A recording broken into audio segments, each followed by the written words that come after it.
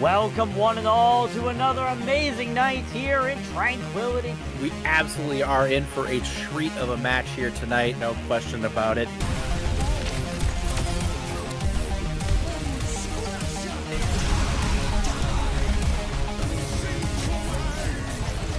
And the grenades from PUGs eliminate everybody on the field. Now between something as well is going to be a fly as a death buff them, and it's going to be huge. Fighting three. The double kill with the Bastion ulti? Alright, I see you guys.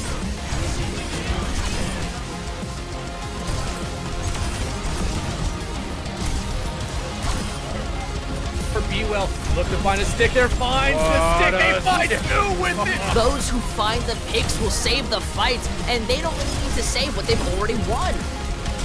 And Cam with the four-man punch off the map!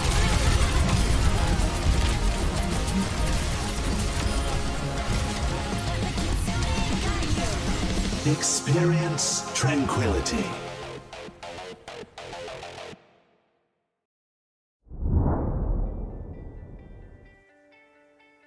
Good evening, everybody. Welcome to Tranquility Gaming Event Week. Happy April Fool's Day to everybody. Fooled you if you thought we were going to be playing some Overwatch tonight. We're playing Apex Legends. We got some Apex Legends pugs coming tonight, and I got the lovely Light Rose here with me. How are you doing tonight? Really good. I get to cast Apex finally, and you and I get to do it together. It's for a good cause. It's for a good night. We're all gonna get to go for a...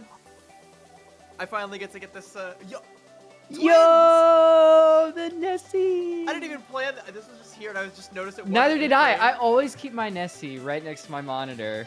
Mine's usually just like right here. Let's see. Can we balance him? I will get this balanced, by the way, by the end of the night. So. All right. Well, yeah, like you were saying, it is for a good cause. During Tranquility Gaming Event Week, we're collecting donations for Rise Above the Disorder. Rise Above the Disorder is on a mission to make mental health care accessible to everyone, everywhere. They help people find their mental health treatments they need, and for those unable to afford it, they cover the cost. They help people regardless of the health insurance or budget, because everyone deserves to get the mental health they need. We hope you'll join us and consider making a donation to this important cause. You can get a link to donate by typing !donate in the chat. So, like you said, for a good cause, definitely type that !donate in the chat. See how you can help out, get involved. And in the meantime, we're just gonna get a little bit silly, have some fun for charity, and play Apex Legends. How does that sound? Yes. The only thing is I don't think we're gonna be playing with the April Fool's guns. So we're not gonna get like the Mozambique, the Mozamblam. We're not gonna get the Nessie gun that shoots the baby Nessies. That's one day we will see that in competitive Apex. Very unfortunate. I am curious to see what we are gonna actually see coming out from a lot of these teams, because we're in there's a lot of factors at play here. First of all, the meta in Apex is kind of all over the place right now. And secondly, a lot of these players that are currently playing are from, our Transcendence tier, our Discord tier in Overwatch. I think there's a couple teams represented here specifically. There's, Amnesia, one of the premier Transcendence tier teams, is going to be featuring here. We also have Cosmic Castaways, who have temporarily rebranded themselves to Caustic Castaways. So we'll be seeing a little bit of them going forward here. We should land there. Looks like fun. But yeah, we're gonna kick things off here on World's Edge. We're actually seeing some Ramparts coming out here from Team 18. We don't really have much in the way of team names, because that wasn't playing nice for us in the lobby. So. All right, are we just gonna? It seems like everybody has designated a number, and they're not gonna get cool names. It's very sad, because I think we had some pretty good names. As we're heading on into the match, we do not see everybody launching towards the city as, you usually would in your ranked games. Instead, everybody going to their individual drops, making sure that they stay alive, at least for the time being, and we get started with the Apex Pugs.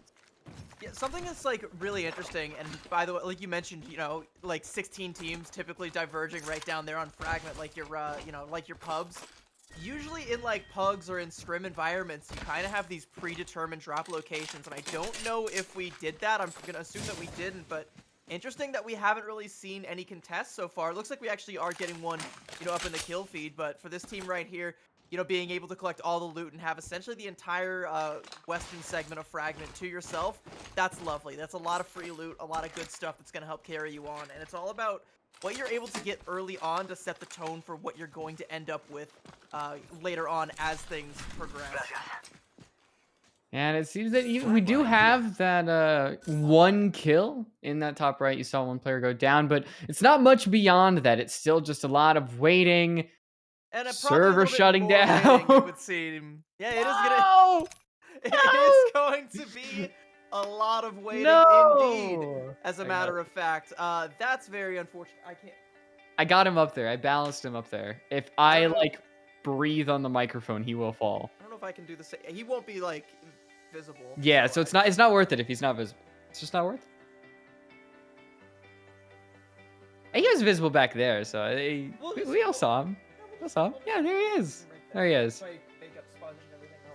Perfect. There we go. Give him a nice place to showcase. Either way, I'm still, it's probably gonna take us a minute to get the lobby set up again, and then, that's also at the behest of how long it's gonna take to get everybody back up online because when the server crashes.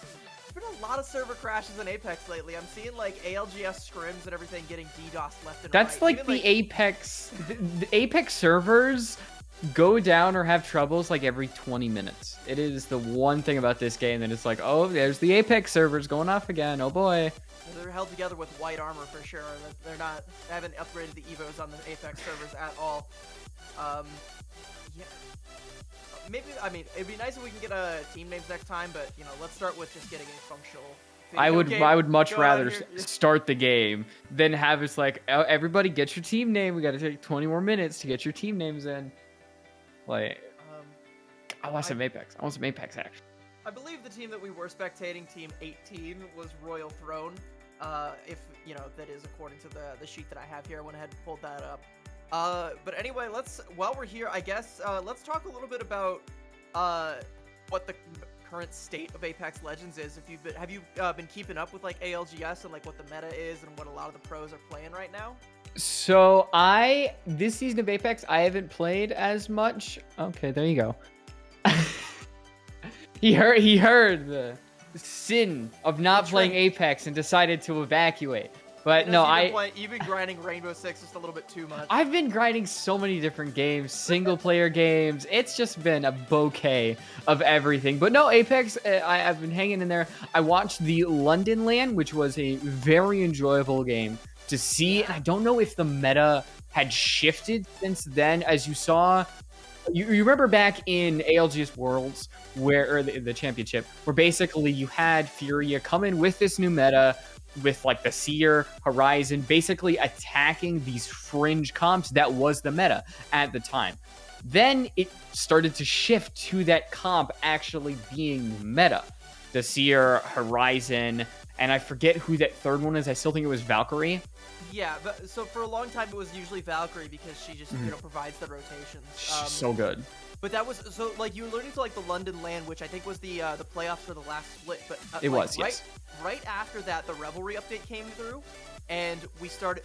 You had the heroes with all the reclassifications, and that reclassification is combined with like a couple of like nerfs and buffs around to some of the heroes, made Seer and Catalyst actually start to rise in popularity because in order to continue to get access to the ring console, something that Valkyrie used to do all the time. Now you needed to have a legend that was in the controller class, and your options were Watson, Caustic, Catalyst, or Rampart. And of those four, you have Catalyst, who synergizes very well with Seer, who's completely just busted. So like that became a thing that started to rise in prevalence after the Revelry update, and then it also became this like mad dash to try and find a counter for that.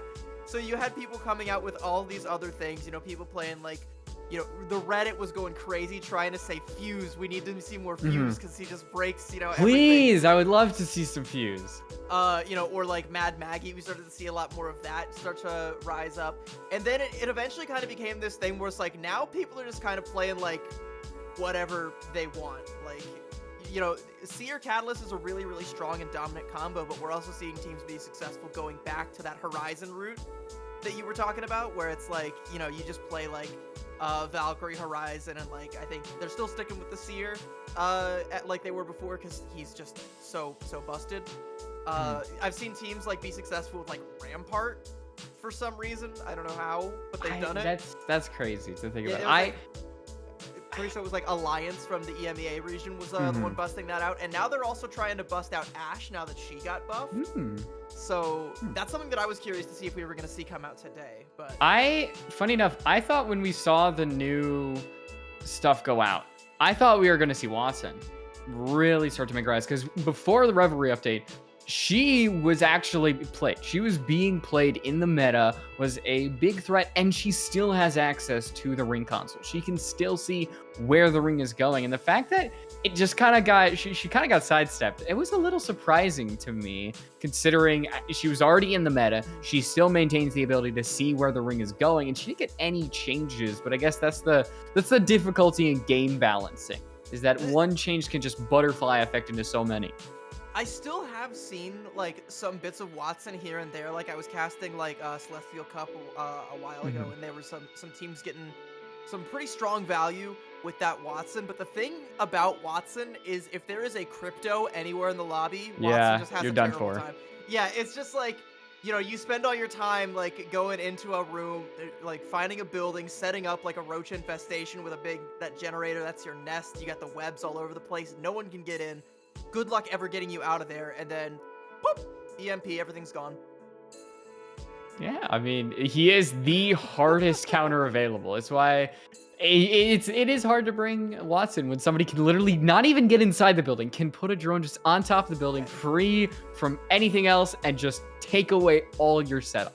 It's why you'll never see these like hard rock, like Caustic, Rampart, Watson, or anything like that, because it's just so easy to counter with one legend. Granted, it is one legend out of however many there are, and you know, you may have a good chance if there's not a crypto on the board, but there's still that small chance that he's there.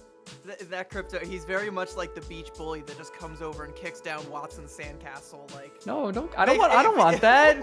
Watson is a pure soul. I don't want to think about her sad after getting her sandcastles kicked out. I hope that, you know, when we do get things back up here, that we do start to see more, you know, we do start to see some of these teams come out with Watson, because I love her. She's great. You know, her accent, gives me butterflies. But if any, like, you kind of have to have that read on the lobby. Is anyone going to be playing crypto? And I don't think I don't think we saw any, no. I did see like a couple caustics though, so I think that might be something that people are leaning towards. And specifically, by the way, on World's Edge, people are like liable to bust out the caustic at like any given time, because he is just god tier if you're going to get him into the last ring. But it looks like we're gonna get to see at least the first ring yet again. Let's go, round 2. All right, so there is the crypto. We're seeing one on Team 15. No Watson so far, but there's a fuse. I'm a fan, big fan of that. This is some interesting comp.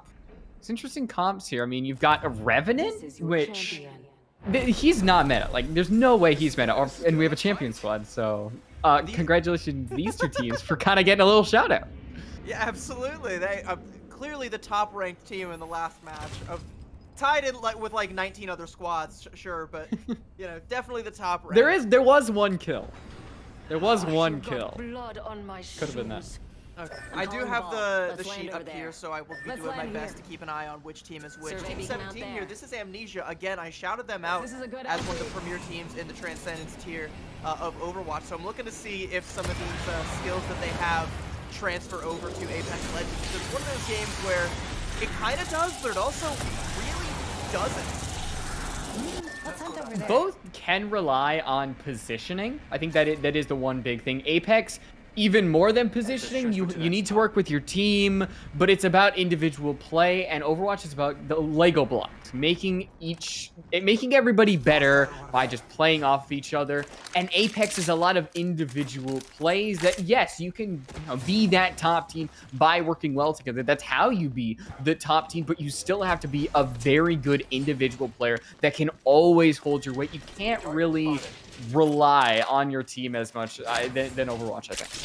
Yeah, I will proudly tout that I am a GM support player in Overwatch, and I got there with like no mechanics at all. It's just all game sense and knowledge of the macro. You can't really do the same thing with Apex Legends. Like, sooner or later, you do have to kind of put up or shut up with your mechanics. Oh, an enemy has been spotted by Team 19. That's Mr. Tranquility gets carried. So we just kind of spoke against us as well. Somebody might get carried here. Is it Mr. Tranquility? Is it not? There's some grenades getting hooked in. There's no fuse here. But it seems that already these massive amount of nades are just going to force this team to hide away. Now, someone might be getting carried out in a body bag here. You see Peacetime here with the trying to get some big shots and does get some big damage on the squad as they're taking the zip line. Very predictable pattern. And now this high ground area is being taken here by Mr. Tranquility. We'll see if they're able to get another angle here. I think, is that a Wraith portal down there or an Ash tear? I think that is a knockdown shield, potentially. I cannot tell. It was just a little bit pixelated on my screen there. But if they, yeah, they've already found a knock. They might be able to go in and try and thirst that for the KP, but it might just be more beneficial to try and use that as live bait to try and get another squad out here and, you know, beam them down from on high. Oh, the crypto drone is going to be assisting Peacetime, so there is the confirmation. We do see one player out. It's a 3v2, but already this opponent, they're going to hang back, not really go for the revive, knowing that their death is right around the corner. We pivot on over to low expectations, heading back into the ring all the way from that circle, and well, it seems that they're heading straight into fragment, trying to avoid any bullets that were right behind them. Something interesting about this team comp here is that they're not running any recon or any controller legends, going with the 3 skirmisher squads. So I think this might just be them playing kind of their mains. So they don't really have the ring intel. They don't know where to go, and they don't know where the enemies are. So they're just trying to, like, you know, get up some loot, get their get their game up there, get some bands to flex on the rest of the squad here, but also they gotta find themselves a nice home here. Yeah, use that movement to take up a rooftop over here in this little no-name location here on top of Grandma's house, and see if they end up catching anybody on the rotation there. They are in the ring, completely unlike Amnesia, who are over here at Lava Fissure trying to get their loot up. Safe and sound, far away from any conflicts here. Very pacifistic way of doing things thus far, but I doubt that will last for very long, as those rotations out of Lava Fissure tend to roll through either Countdown or Skyhook, and some of those can be very, very difficult rotations, as there's always going to be at least one squad lying in wait in one of those POIs. I want to point out, we did lose a squad. We don't know who it was, but we were at 19. We're down to 18. And overall, it's a lot of sparse play. You see one player that was down, and as we head over to Kiddo, they got a second right there, and now they are alone in this train area, looking to finish off this team. It's a true 1v1. They have the wingman, they have the R9, but nobody on either side really has optics with each other. But this is what Vantage was made for, these long-range positions. And now it's a 1v1 scan. You have the confirmation, the spot misses. The reload happens, but it's just a lot of waiting, trying to get one little shot in between these. Kiddo might be able to stick the res here because I think there might be enough distance, but it might be smarter to just try and use that knockdown shield to gain a little bit of angle, use a little bit of mobile cover. It's actually a 1 versus 2, so actually, yeah, Kiddo definitely don't want to go in and try and stick the res there. He's going to get EMP'd, I believe, so that is one of our crypto squads coming through, and Kiddo is just kind of like stuck in a corner, in a rock in a hard place, and yeah, Cry going to go ahead and get finished off there. So Kiddo, it might be time to put the brakes on, get those doors, and get the rubber shoes going. Grabs the banner, looking for the armor swap, but actually grabbing the banner gets him killed. And yeah, that is going to be Mr. Tranquility carrying them away in a body bag, as I alluded to earlier. The big ballas are going to be gone. They are going to be our second squad eliminated. I think we had a lot more die actually in that firefight. We went from 18 to 13 in that little time span. So a lot of squads, they are going down left, right, and center as we look to see the final first ring. That first ring is closing down. We look to see who will be that one squad to rule them all in our first game. Yeah, once that first ring usually goes out, you kind of have all the squads kind of being forced to vacate their homes, and that's when they all start to crash into one another, left and right. So we do see the herd get a little bit thin here. I'm curious to see if this is going to go all the way, though, to that last ring, because when you're losing squads that quickly, I gotta imagine this might be over by like round 2 or round 3. And another squad, by the way, has been deleted, so we're already down to 12, and the round 1 ring hasn't even fully closed yet. So this feels a lot more, you know, like a pub match than it does like an ALGS scrim here. A little bit less organization, a little bit more wackiness in some of the team comps. Less squads trying to play for the intel. Less squads with their recon scans, and less squads with their ring consoles scanning them to try and take an early house there. If you did, you know, if we do have any of these Watson squads still alive, a team, you know, like Tempest here, they could be using all of that scanning from either the recon beacons or the ring consoles, you know, both that Bloodhound and that Watson, to try and find an early home to get that generator set up, get all those webs tangled up. But they do need to be on the lookout, because we did see a couple of crypto squads. We know at least one of them is still lurking somewhere. More bodies just hit the floor. I believe we saw Caustic Castaways. That was a squad that went down, trying to look for where PK is and what squad they are a part of. That is APB, that team one with Climate and Void. I think they are going to start to go down, barely surviving, as one member is left alive. Both Climate and PDK are down for the count, and it leaves a lot to Void. Well, I mean, you talked about, like, it's less like an Apex Legends LGS scrim. We are in a pub. It's a pub match, pug match, whatever you want to call it. We're here to have fun. It's definitely going to be fun no matter what. I always enjoy a good, you know, a good game of Apex, because once you get to those like last ring situations, the hype just builds up. It's so much fun. You know, no time for Mr. Tranquility Gets Carried to enjoy the hype here, because they are already under some scrutiny again from a team, I think, trying to make their rotation. You know, they have 1 minute and 40 seconds to try and get this all sorted out and get their, you know, get their move on, because they got a ways to go for the next ring. I believe it's pulling more towards the lava siphon area later on, so they're gonna have to try and duck through past Harvester and head a long ways. And you definitely want to clean up these last couple of lingering squads before you do. You don't want to leave these guys at your back door. So, you know, they're healed up. They're all, you know, fully dressed in their full armor, trying to find these last couple of people as they linger around. But a charge rifle is not something that you want to just sneak out against like that. An aggressive Banana. They have 3 kills in their name, looking to add to that. Hey, down the Dora. Their shield gets close to being cracked, but they have their teammates to fall back on. They pop that shield cell and pop another grenade as Mr. Tranquility gets carried, looking to be the team that dominates this lobby. With that Bloodhound, you can see exactly where everybody is. Here comes that finish. And even though Korapika can just beam somebody with that Rampage, it seems that another team might fall victim to Team 19. Mr. Tranquility Gets Carried.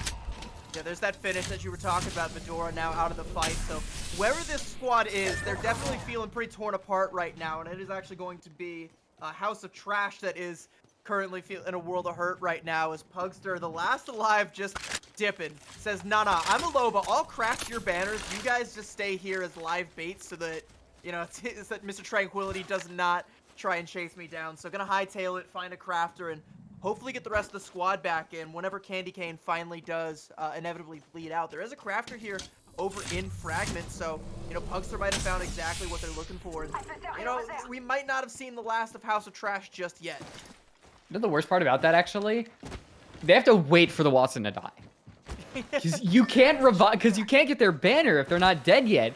And I believe there's still like a minute left on their body. So you're either A, hoping the team actually gets the confirm, or you are going to be waiting, which at this moment in time is not something you want to do. A lot of the teams are starting to close in on each other. And for now, seeing two of these teams far apart start to take another gunfight. It's Amnesia on one side. You don't know who's on the other one, but it's just trading bullets with each other. One shield gets broken, but so far, it is Team 17, Amnesia, who are getting the lead early on.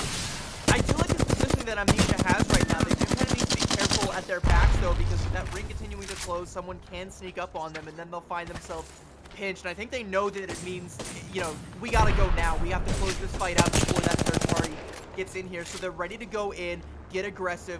They smell the blood. It's time to sink your teeth in and get that kill confirmed, because if you don't, and, you know, it's going to be a little bit less of a 1v1, a little bit more of a Royal Rumble kind of situation with one man coming in, you know, every 30 seconds ready to rumble. So this team is SEAL Team Spuds. Zunix got down. Funman was taken out. It's just Crack, and we're seeing so many solo players in these lobbies. The lone wolves that have to get an incompletable task. Kraken goes down. Funman will follow, and so falls the SEAL Team Spuds. We are halfway through this lobby, 9 squads left, and we are in Ring 3. We're getting close to that, where the ring really does start to hurt, and you got to take it a lot more seriously. Checking back in with Tempest here really quick. Like I mentioned, this Watson composition is, and with the Bloodhound, where they can get all of the recon scans, they know where everyone is. And, you know, at higher levels, when you see a lot of people coagulating, you start to kind of think maybe that's where the next ring's gonna be. And they couple that knowledge with the ring consoles that they're able to scan from Papito over there on the Watson. They know that it's going to be over here, and I believe I erroneously referred to this as Lava Siphon. No, that we're actually way up in Climatizer currently. So, you know, even further away than I previously thought, and a lot of these squads have already, you know, figured that out, started to make that rotation here. But suddenly, Amnesia are not in a great position. You know, we'll have to see where the ring ends up pulling, but we got Mr. Tranquility. We can check back in on them again. They've popped that Beast of the Hunt, and they are on the hunt yet again for another pile of bodies to add to the stack they've already compiled.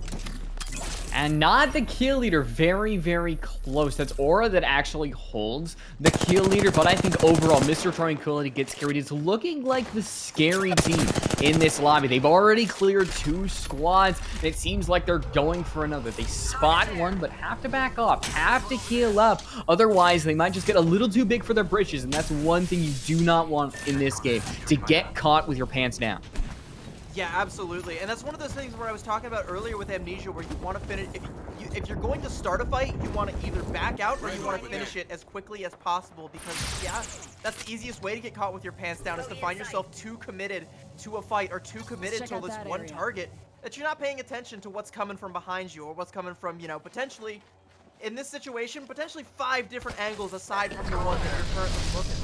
And, you know, again, let's check back in with House of Trash, as they are back up to full strength somewhat. You know, they still have a couple of wet napkins for shields on the 2 members that did get rezzed, and they are going to be fighting against the ring to try and, you know, get themselves a position. There's not going to be a whole lot of time to loot, and I'm wondering if they're even going to be able to make it. I think Pugster should be fine. No, actually, that's dangerous. They have heat shields. They're going to have to pop those and pop any heals that they have.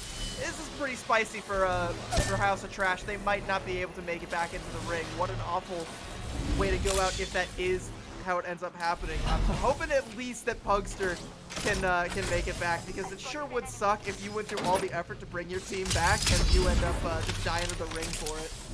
Yeah, Pugster sees that Fedora goes down and realizes they have to leave their friend behind. But Pugster should make it. They do have that bracelet, teleport in the ring. Also. Yeah, so you kind of trade a 1 player left alive for 2 players left alive. It's a good trade overall.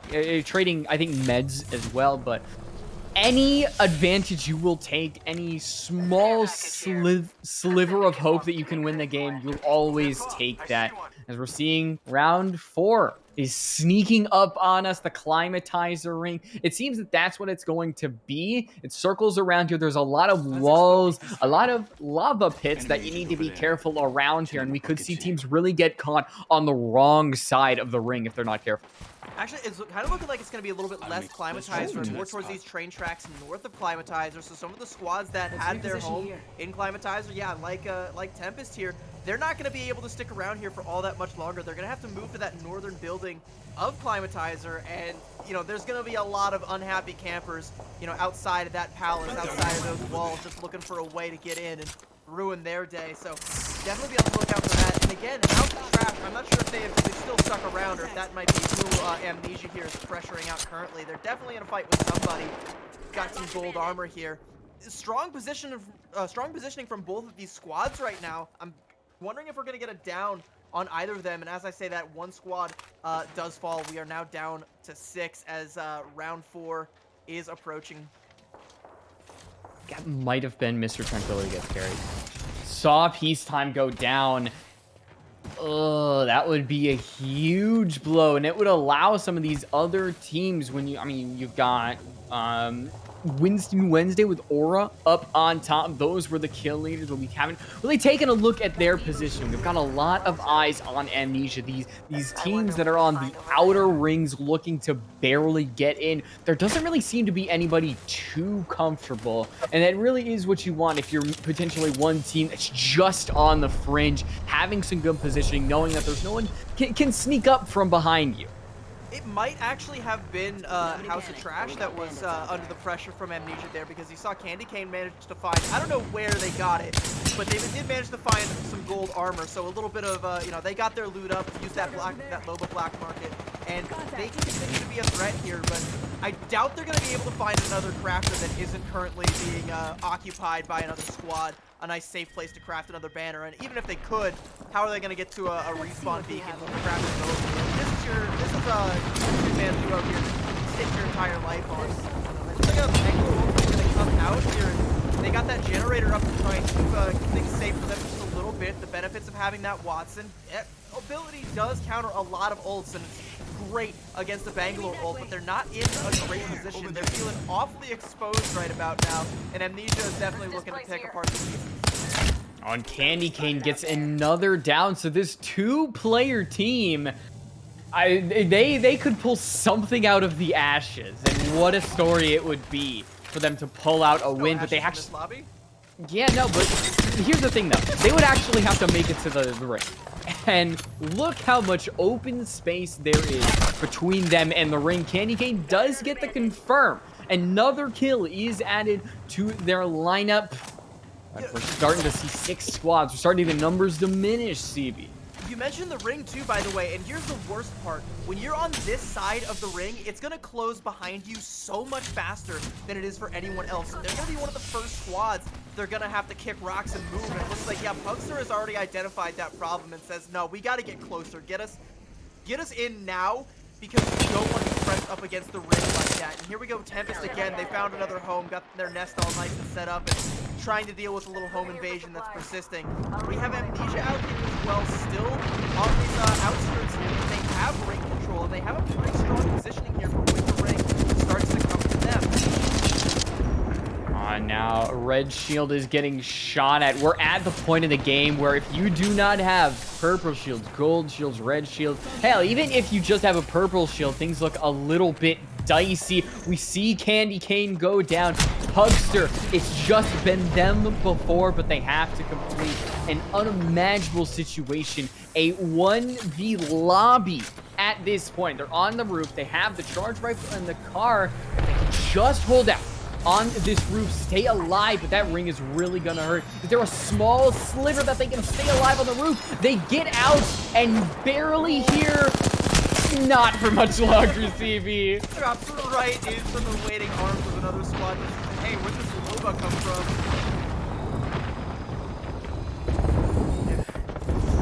Tempest was able to stave off the pressure from that other squad inside before, but they are no longer safe to hang out inside here.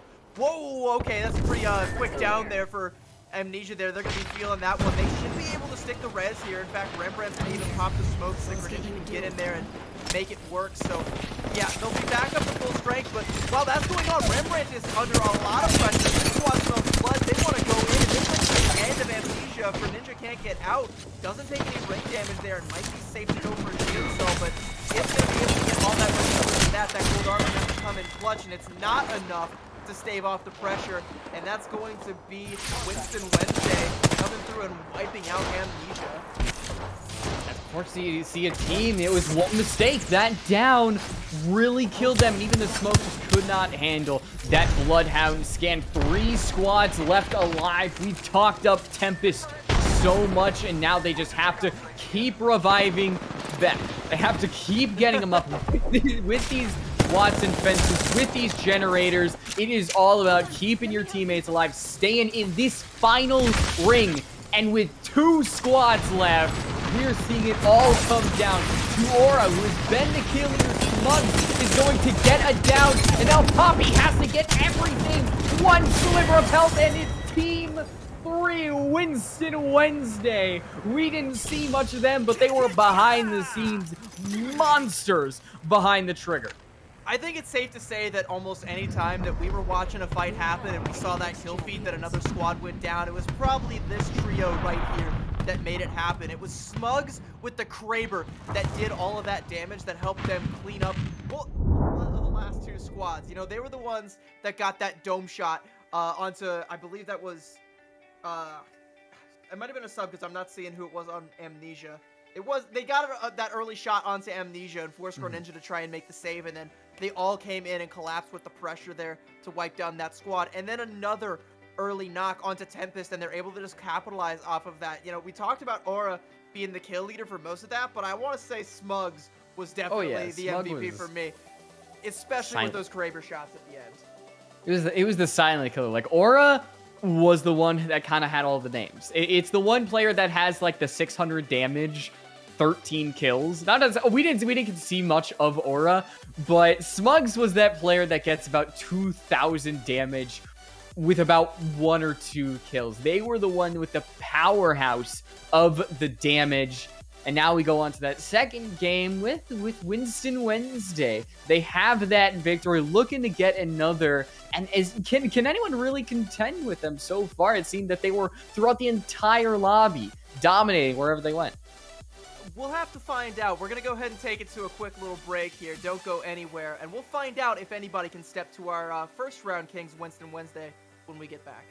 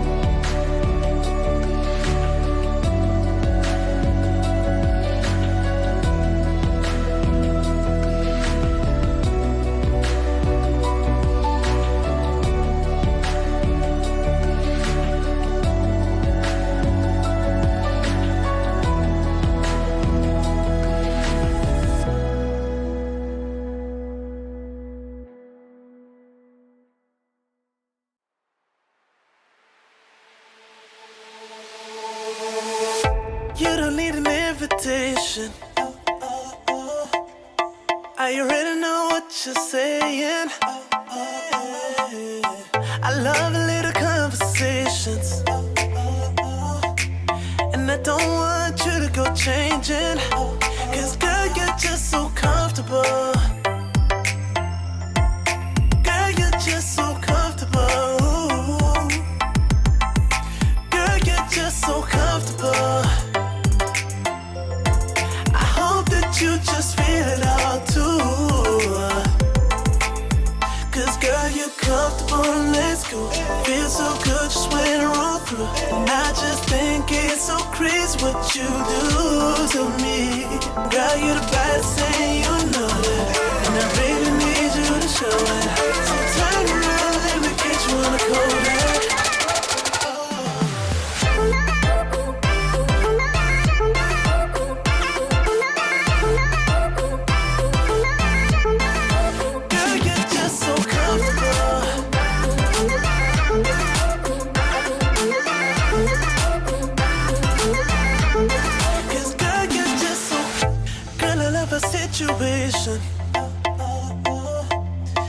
Ain't no spend time hesitating.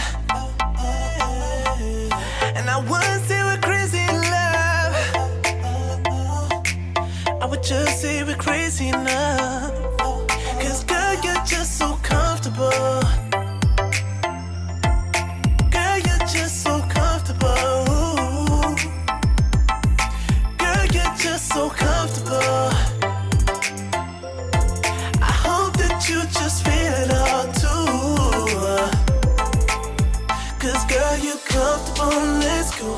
Feel so good just when I roll through. And I just think it's so crazy what you do to me. Girl, you're the baddest thing, you know that. And I really need you to show it. So turn around, let me get you on the cold.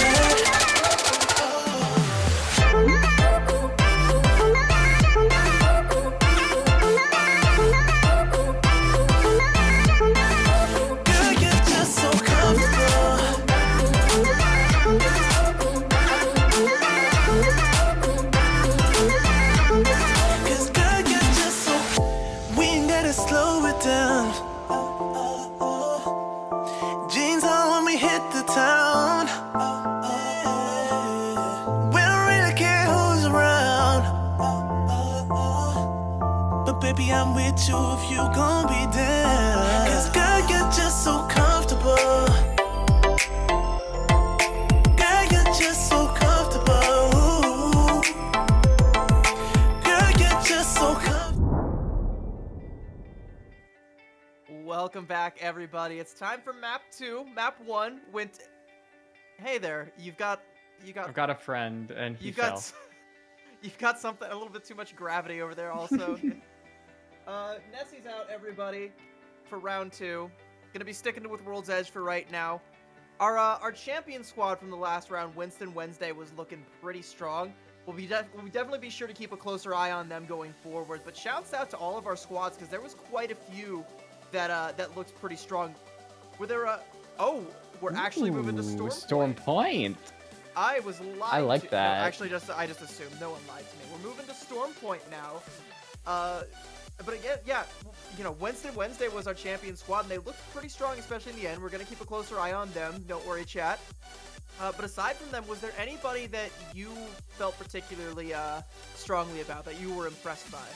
So I kind of talked about how much I was hyping up Mr. Tranquility gets carried. We saw more of them through that match, and I think that they could definitely perform again. And trying to see who we saw in the kill feed that we didn't get to see in person. I think House of Trash, we saw just the little 2 players left alive, definitely did get something done. And who else was not on screen, but was definitely doing something? Barnacle Bandits. And I saw some players on there. They showed up in some of the kill feeds, and I think they could be a team that we could potentially watch out for. But yes, our champion squad truly has been revealed with Aura, that kill leader, and you can see the stats looking kind of scary. I think the greatest April Fool's joke that Apex Legends has played is releasing a Loba swimsuit skin that was not in a micro bikini. I'll never not be salty about that, but oh, not in our T for Team game. Glad to see Aura rocking that new event skin. Great stuff there. Yeah, no, and also, by the way, we are going you know, on a little tour here, a little world tour, starting with World's Edge. We're doing Storm Point, then we're gonna go with King's Canyon, then Broken Moon and World's Edge. So, you know, one game on each of the classic maps here. I want to see, as much as I don't like what has become of this map, I kind of want to see King's Canyon. We'll get to that next, but first things first, we got to talk about Storm Point. Easily the biggest map in Apex Legends, and it definitely feels like it because, you know, you have these gravity cannons that are a great way to get around. You have a couple of tridents here and there, but for the most part, you're making some long treks between each POI. And, you know, you've got some long distances that you need to cover, so if any squads are able to pull out some charge rifles and go to town, they're going to be ones to look for early on. We talked about how the Mozams weren't going to be in this event. The worst thing is that the Prowlers aren't going to be Nessies. I am heartbroken about that. Respawn, can you, like, make that an option in custom games? Make it a please? permanent thing. permanently replace all the Prowlers with Nessies. I don't know what they replaced the Spiders with, by the way. I never looked into that. I think I would assume they were also Nessies, because I think that's what they did last year. I should hope so. Also, there's no old Nessies, so we're not going to see any baby Nessies going around, you know, spitting little spider webs at other people and dealing damage, which... very busted. I was playing some games earlier, and that thing just took me down like so many times where I have to like turn around and like get out of cover because I'm just taking so much damage from an AI little baby Nessie spitting at me, like terror, throwing its little spitballs at me like a kid in class. Time to hunt, little guy. But looking over at Launchpad, we do see an engagement. You've got Team 12. That is the big balls. They were one of the first teams to go out very early on. They're in an engagement. It seems like they might come out on top. Kiddo finds 2, and the first team is out. We're going to take a look who that is. That is the Council. Team 2 of Frosty, Rookament, and King Tanners. They go down first, but it seems like Team 12, big ballers, they could be next. Yeah, not a whole lot of time to celebrate, you know, spread the bounty, break bread at the table of their fallen nemesises, because they got that Bloodhound scan. That's going to let them know right away, hey, there's someone else here that wants a piece of this pie. They might have been a little too late because it looks like the big ballers are at, you know, almost full strength as they can be. They got some of that loot out of there, and they might be able to sustain this onslaught here as long as they're able to play their angles fine here. Kiddo did a phenomenal amount of job to clean that up and has someone here behind the door. I think once this door pops open, all hell's gonna break loose, open the floodgates. Cry takes a fair bit of damage, as does Kiddo as soon as those doors pop open. I think they disengaged and walked out a little bit too soon there, so this might have actually just swung out of their favor here. All right, at this point, it is just the great escape. That window is not climbable, Toxic Blade. Oh, once again by Windex, my greatest enemy. They just leave those windows so streak-free that you just feel like it's not even there. Buy Windex at your local Walmart today. This broadcast is not sponsored by Windex, but it definitely sounded like a sponsor segment. Kiddo may not be long for this, or the little celebratory death kick as down goes the big ballas, and we do see more teams go down, and it seems like Launchpad was just a little bit of a death blow. It's nice to be able to check in here with House of Trash and see them at full strength. That is definitely a welcome change of pace from where we were in the last game, where it was Pugster just being that constant lifeline, not the hero of the Loba.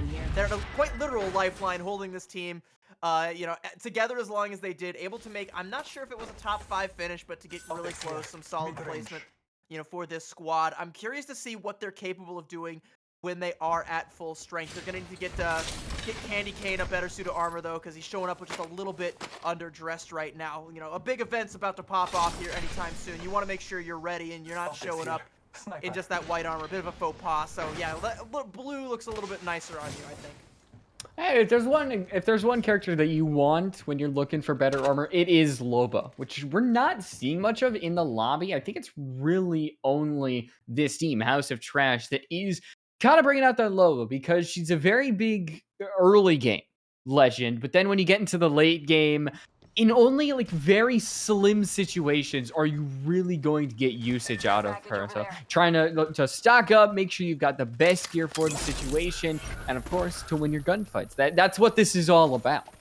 I do think she can be very useful in later rings if you want to just try and stock up on ammo or find some loose grenades from all the death boxes around you to spam at someone and force them out of cover, but that's better for a team that kind of, you know, is maybe one kind of like what we're seeing here, where you have the Watson, where you have everyone all stocked up together, they're going to be grouped up, holding down a position as well as you possibly can, or maybe, you know, a squad here that we didn't really get to see a whole lot of. This is Ares OG, where they're also running the Caustic. Another squad that is going to be quite stagnant. They're going to find a place to set up all those gas traps and hold strong there. Try and get some ring information, rotate from beacon to beacon, and make it happen. But at the same time, something's about to happen over here on Antenna. We got Winston Wednesday, again, our champion squad from the last one. And they found someone, and it might be House of Trash, because they were the last known people that we saw at this location. We'll see if their footprints have been sniffed out, and if Laura's gonna go in, make themselves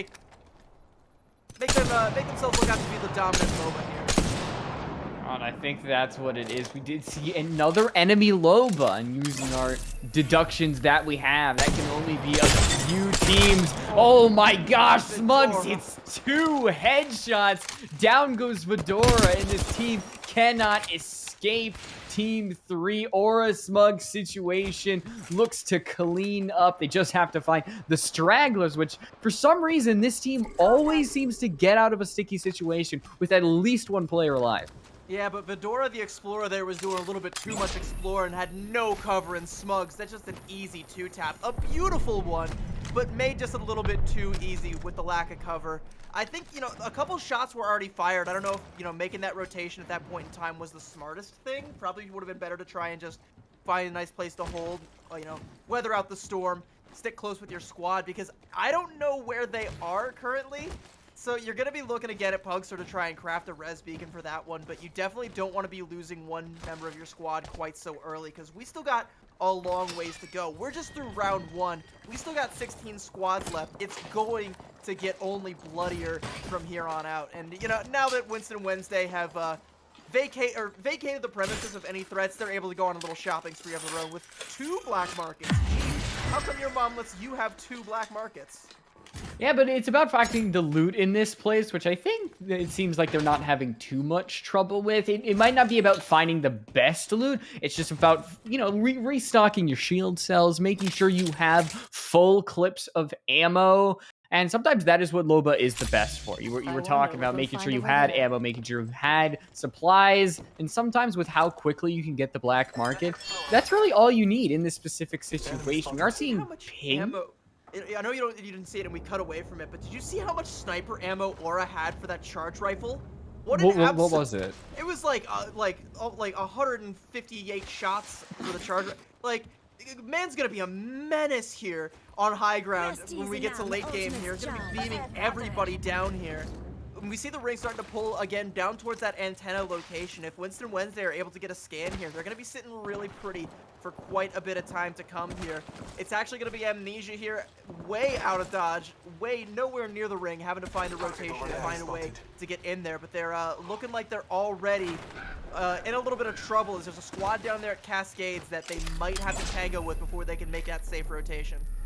And we just get back to this team. They just killed Efbert and killed Crossnut, and now just trying to find those stragglers that come with it. I mean, you can see that looting these death boxes. Smugs this time is the kill leader, but I think we're gonna see Aura and Smugs just go for a little bit of competing, and I think that might be healthy, making sure who can get the most kills. So then in this situation, why not? Your team clearly seems to be the one dominating. Go for some double digits here. Yeah, if it doesn't feel like there's any other competition in the lobby, have a friendly competition with you know, with your squad mates. Try and see who can set up the most damage, who can put up, you know, go for that 4K badge. See who can end up netting the team the most KP. Prove yourself to be the most valuable player. And speaking of, by the way, Aura, Smugs, it could be either of you. Both of you, please add me and carry me. I need a 3-stack. You know, I don't want to replace the situation, but you know. Aura and Smugs kind of popping off here. Actually, you know, the situation also holding up their end of the bargain as well. That's a fair amount of damage to contribute to the overall cause here. And as a 3-stack, this duo is doing wonders. They're still proving to be potentially the strongest, if not, sorry, I was going to say one of the strongest, if not the strongest in the lobby, but tripped over my words a bit there. They're definitely among the strongest in the lobby. And Smugs finds another one with that longbow in the kill feed as we move away and have a look at another squad over here. Team 15, that is low expectation. Had an early engagement before, having blue shields and white shields, trying to see if they can maybe catch somebody out, having a sniper, having that newly added nemesis to the game. You've got some good legends for just kind of hunkering down in this building like Bloodhound, Caustic, and Seer, but if you encounter a team like Winston Wednesday, and they're able to get inside, take care of those caustic traps, you aren't really going to have the gear to contend with them. I hate to make a request for the producers, but is there any chance we can spectate Amnesia really quick? Because I saw on the ring there when we had the map there, there was 3 different squads all together. Yeah, fighting over here at Cascade Falls, and with the ring, with the ring closing, I thought that they might have collapsed on one another, and it does look like one squad did end up falling, and Amnesia were able to be the benefactors of that. They're able to get the loot here, and probably gonna have to go for a rotation here. But this round 2 ring is going to turn to a round 3 ring here shortly, and it is going to burn quite a bit once they try and make this rotation here. And they still have a ways to go. They're one of the farthest away from the ring right now, save for Sensa, who's a little bit further north, stuck up at a command center. Some of these squads are going to be in a little worse for wear if and when they make it back to the ring. We might be looking at our top 10 here shortly. I think they're fine. They've got a heat shield. They have a lifeline that they can put down in the heat shield to fully replenish everybody. Things may seem dire. You look at Kagari's health, and it's like, oh my gosh, they're gonna die. They got medkits. They got lifelines. They have the care package to drop potentially more medkits if they need. Getting kills, they get out. You lose a couple of meds, but I think that is a trade that you take. It's just about making sure that you actually get inside of the ring without trying to take another firefight, making sure that you're safe. That's the first and foremost thing you need to do. You definitely don't want to use all your meds in the ring, though, because if you run up to a squad like Wednesday where you got Smugs, you're going to need those meds. Call a doctor, because that's some cranial trauma right there. Those headshots from Smugs just coming in. Take the longbow away from this man. He's doing too much. No more scope weapons for you. That catalyst wall is forced out, but they're trying to get through the gate there, and they can't quite do it because that's all the line of sight. That tiny little field goal sized bit. That's all Smugs needs to hit the shots, and everyone has to duck behind that dark veil out of the line of sight of this man because he is a problem that none of the other squads in this game currently have an answer for. What do we call? At what point do we just call it TKO? To say, all right, Smugs and Aura cleaning out the lobby. We gotta make it fair. Like, you guys gotta cap yourself. P2020 Mozambique. That is all you get at this point. They're looking again like the team to beat, and somebody has to really hop up, find some of these kills, get some good positioning on this team, because it doesn't seem like there's any way that they can be beat where they are. We're looking at Team 17, Amnesia. They got back from the ring. Kagari is still at a little battered and bruised health, half shields, half health, and that is because they're dashing through the ring, taking a lot of damage, and that is the risk you take.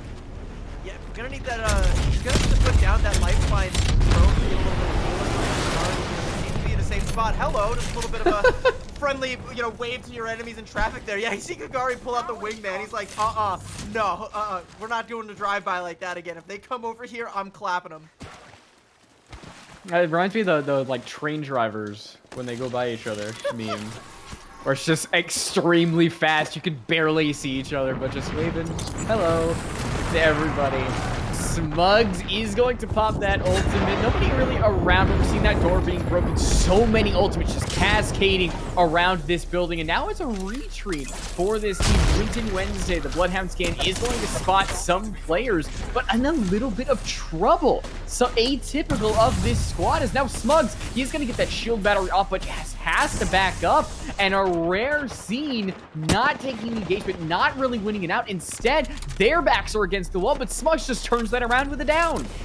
Yeah, that might actually be enough for them to end up becoming the victors in this fight. They did get really split up, and you saw how low Smugs was and how isolated he was. And had they capitalized on that, they probably would have been just fine, but it is actually going to be Winston Wednesday turning it around. Smugs doesn't fall, situation does go down, but you take that because while everyone's focused on getting rid of that Bangalore, Smugs and Aura pump in the damage, get the cleanup, and they win out this duel. And now, that's our 10th squad down. We're at 9 to go. And we're getting to a round 4 ring. This is a little bit feeling like it's going to see a lot more teams. And now we see a team that went through the ring. They took a lot of damage. Greninja is going to have to be that final player. Lifeline can survive, but there's just no good positioning. Down goes Pure, but Greninja has no shields left. The shield battery, 3 seconds left. Are they going to be able to get it off? They do, and the Horizon can be revived with Lifeline. This round changes completely for Amnesia. Down goes another player. Here comes the revive, and it seems like the lone player stuck between a rock and another rock. CB is destined to die. It's just a matter of when. They gotta try and play these knockdowns see if they're able to. It actually looks like they're just gonna leave the bodies behind. Yeah, just gonna go ahead and dip.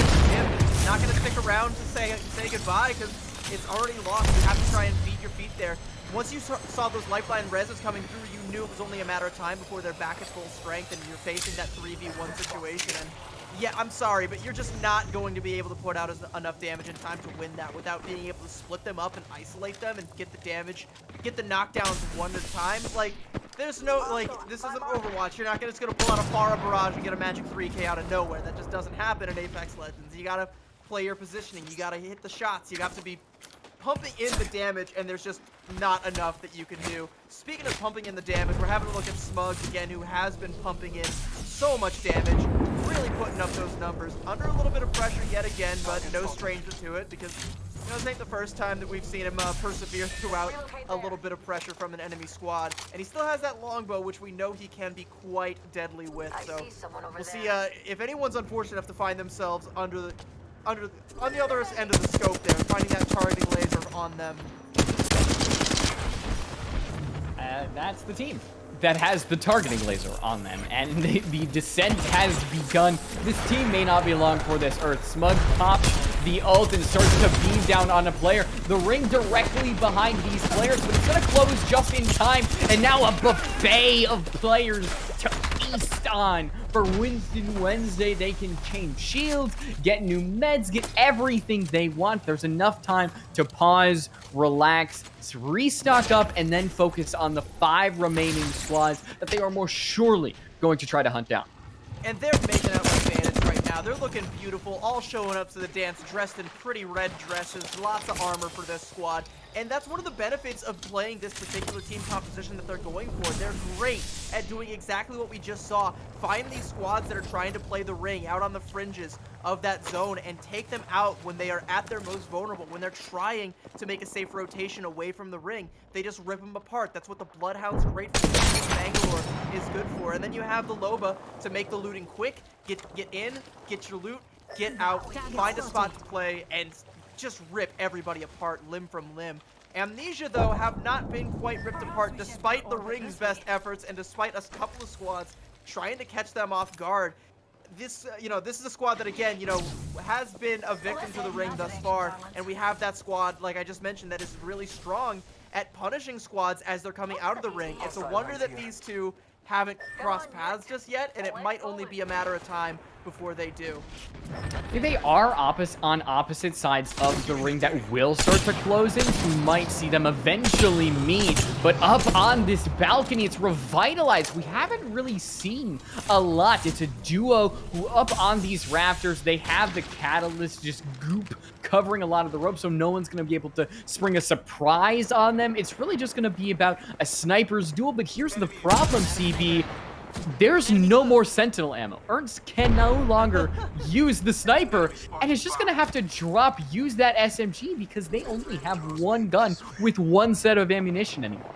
Here's some even worse news. The ring is closing, and this high ground that they're currently in is not part of it. So they're gonna have to drop down, and you see them just waiting until the last moment and picking their spot there. It's just a duo, by the way. It's that Seer Catalyst combo, which can be very deadly if they save both their ultimate abilities in the last ring. But are they going to be able to get there? We'll have to see. The squad that's in a much more favorable position is Winston Wednesday, and Slug is once again going nuts with that longbow. Found where all the sniper ammo went. Revitalize could probably use a mag if you want to play fair and toss one over their way, but not like shoot it at them. Like, just drop it for them, leave it, walk away. No pistols at dawn, no turning around, blasting them or anything.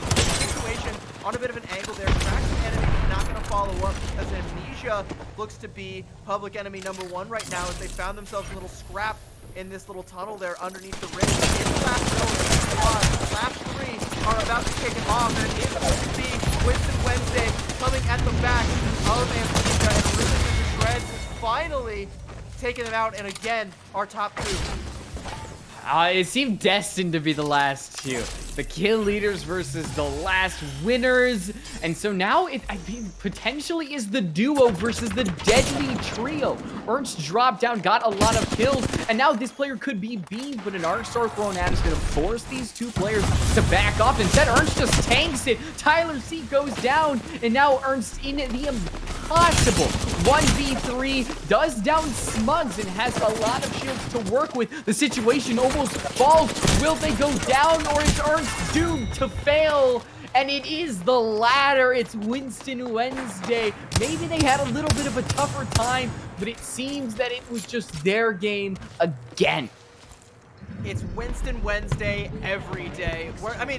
I don't want to say that too soon right now because, we're only 2 maps in, but they do win it back-to-back. And we might be looking at a full business week after all 5 matches of just Winston Wednesdays, which sounds awesome to me personally. I love Winston. I've been very vocal about my my love for that scientist. Yeah, Winton.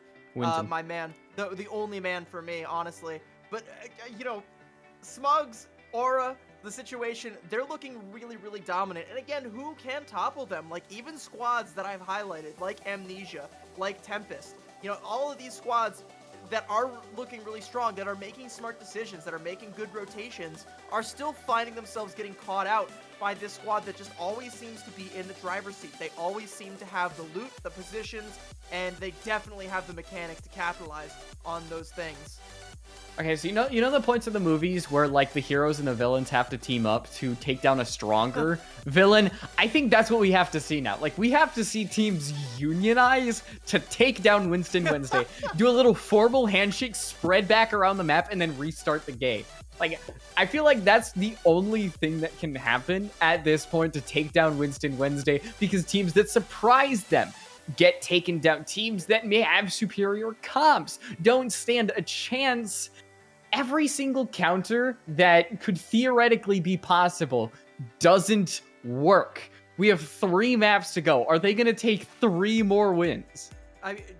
Twitch is owned by Amazon. I don't know if we can talk about unionizing. Oh, yeah, my bad. Sorry, I'm going to get kicked off. I don't know if Someone's we're going to drag me all out. the other teams together to unionize and, lobby for better benefits or, better loot at the very least so that they can hope to take down Winston Better chance Wednesday. at a win. But, yeah, give him a better chance at a win, but, we'll give them some time to try and hold a rally together, hit each other up in the DM, see if they can organize something. We're gonna throw it to another break, and then we'll be right back shortly with map number 3.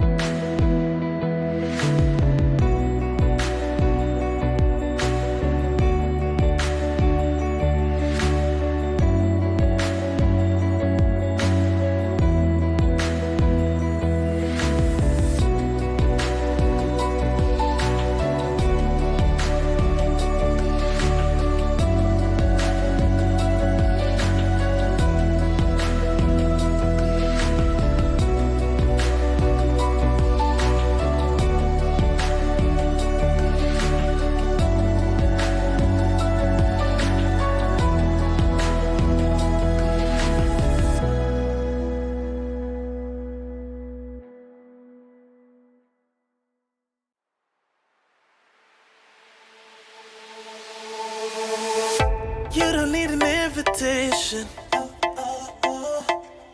I already know what you're saying. I love a little conversation.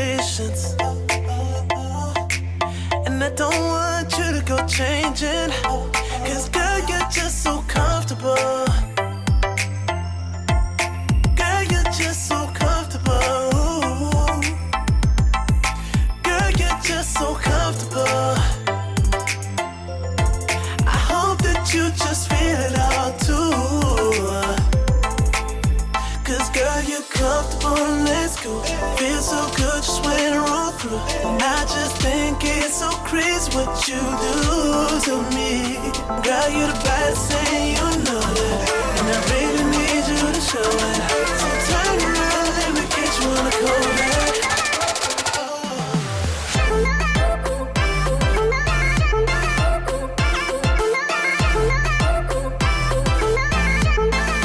Girl, you're just so comfortable.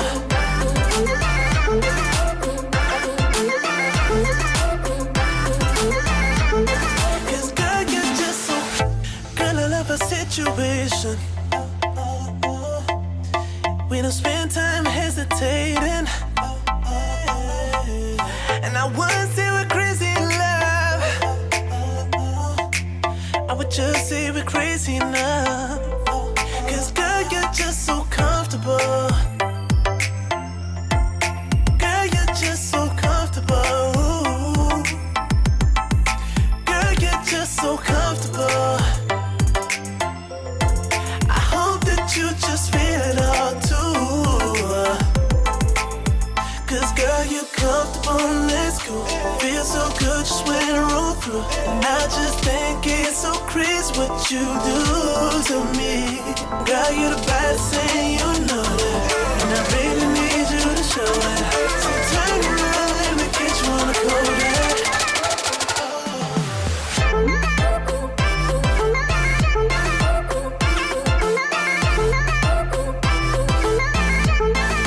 Girl, you're just so comfortable.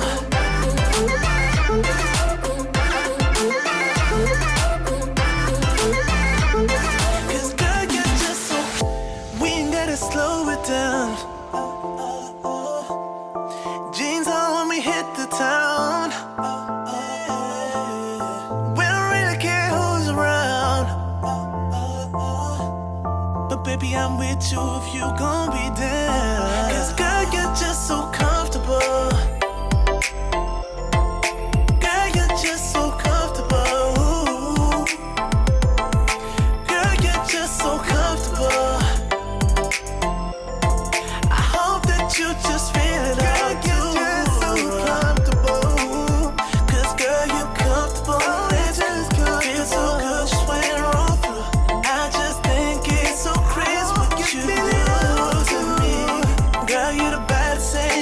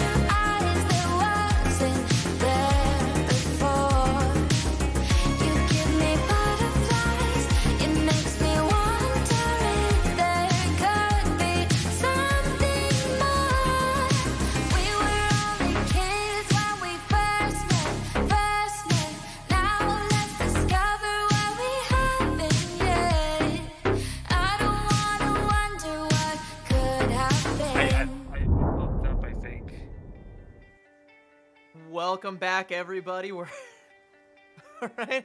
Our production's going a little insane. Yeah.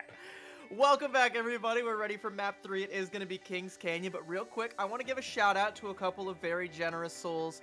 Shout out to NPC for the $100, and shout out to Glitch for the $420. Blazing donation there. Reminder: this is all for a good cause. This is for charity. This is for Rise Above the Disorder. So if you're feeling generous and you want to go ahead and donate to that charity, hit !donate in the chat. Get that Tiltify link up there. Let's see if we can help reach that goal, that $4,000 goal that we have set down there over the course of event week. We're at 105.20 right now, still got a ways to go. Would love to see a little bit more in there. But let's get into talking about the action again as we start to get into the lobby here shortly. Yeah, the action that mainly consists around one team Wednesday. We talked them up a storm. I think we could also talk about teams that could take them down. Like we're going on to Kings Canyon. It's a map we have not seen in the game for an entire season, and I'm kind of happy about that. The map kind of sucks, even though they made it a lot more, green and much better on the eyes. Like it's much better to physically look at this map. It still just sucks. Like it's so open and so it's not large in the same way that Storm Point is. There's just these extremely wide gaps that you just, when Vantage was released, that was when the Kings Canyon changes went through. So you had to deal with Kings Canyon, the ranked change, and Vantage, and that has just left a sour taste that I will never get out of my mouth. I played Apex when it first launched, so I have kind of a soft spot. Well, yeah, I did too, but it's not what it was. It's not what it is now. Look how they like if you say like I hate Kings Canyon, you trigger some long-standing Apex fans, and like I kind of felt like a little, but I also feel like the same, because I'm like they kind of massacred my boy there. Like it's not what it once was. You know, you don't have the same like Skulltown like you used to. Now it's like I don't even know what's in its place anymore. But it is Skulltown. There's still Skulltown? There is Skulltown still there. It's just different. Like it's under a giant little monster. It's not in the same area. It's got the different vibes. It's not the same. It's the same way like nostalgia just kind of changes how you view things. It's not the same. But it's also like, and by the way, you mentioned like those really like wide open areas where it's like, you know, you can just get clipped from a vantage. At the same time, the map is like so much smaller overall than a lot of the other maps. Like, you know, World's Edge is kind of like the perfect size, and that's kind of like, that's why it's our King's Row, our DE Dust 2, our whatever the go-to map is for Valorant. I don't play that game. Like, you know, that's why World's Edge is like, you know, the one. Kings Canyon was like before they really figured out like what the appropriate size should be. It was like their beta map, and then they kind of like expanded on it a little bit, but it also now just feels like this like Frankenstein's monster. Oh yeah, like all these different things. Regardless, because it's still Kings Canyon and still has that kind of like OG Apex identity, it's still, you know, very beloved among some fans. So we'll have to see if some of the players in this lobby are indeed as in love with it as everyone else still clings to. But it's still so small. Like, again, we talk about Stormpoint and how massive that map is and how big it feels. Kings Canyon, you just get third party like every time. Oh yeah. Like anytime you fight anywhere, you drop anywhere, you're gonna get thirded. It's just that tiny. Yeah, I think it's one of the things where it's just a lot.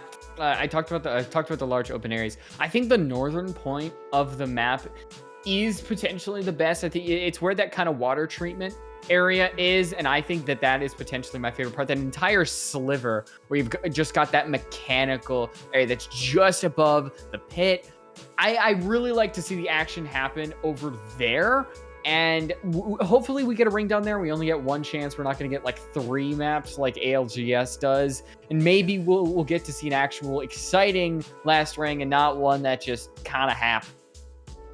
Well, we're gonna have to see. It might be a minute or so because our production is still going insane. They accidentally started the wrong map and they have to reset up the lobby. So if you're wondering why it feels like we're talking kind of a lot, it's because we're trying to fill time. I love you guys. I'm sorry for like making you the butt of the joke here and calling you out a little bit, but it's just kind of it's just. We funny. know you. We know what you're thinking about.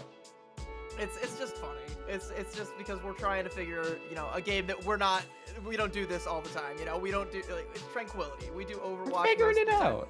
Trying to venture into some new things for event week. It's all fun. It's all for charity. And I think I'm allowed to razz my production a little bit for charity, for a good cause. Yeah. I mean, we're all here to have a good time. And that's the one thing, is you can't take yourself so seriously, because then you just feel uptight. You feel like you're not having a good time.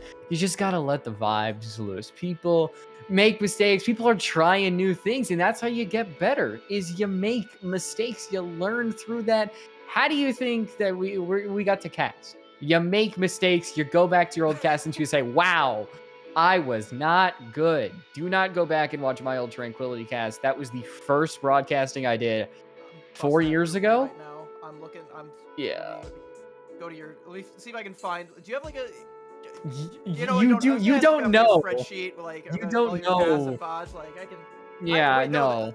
They're Tranquility there. Sensors on YouTube. I can like go find one of those. You like, can videos. find them. Do you want to find them? Is the question. I'm just gonna let you know what I just did. Like for this bit, I was gonna like search Tranquility on YouTube, but I went to YouTube and I typed YouTube in the YouTube search bar because I was audibly saying YouTube, and my mind was in that other place. So, you know.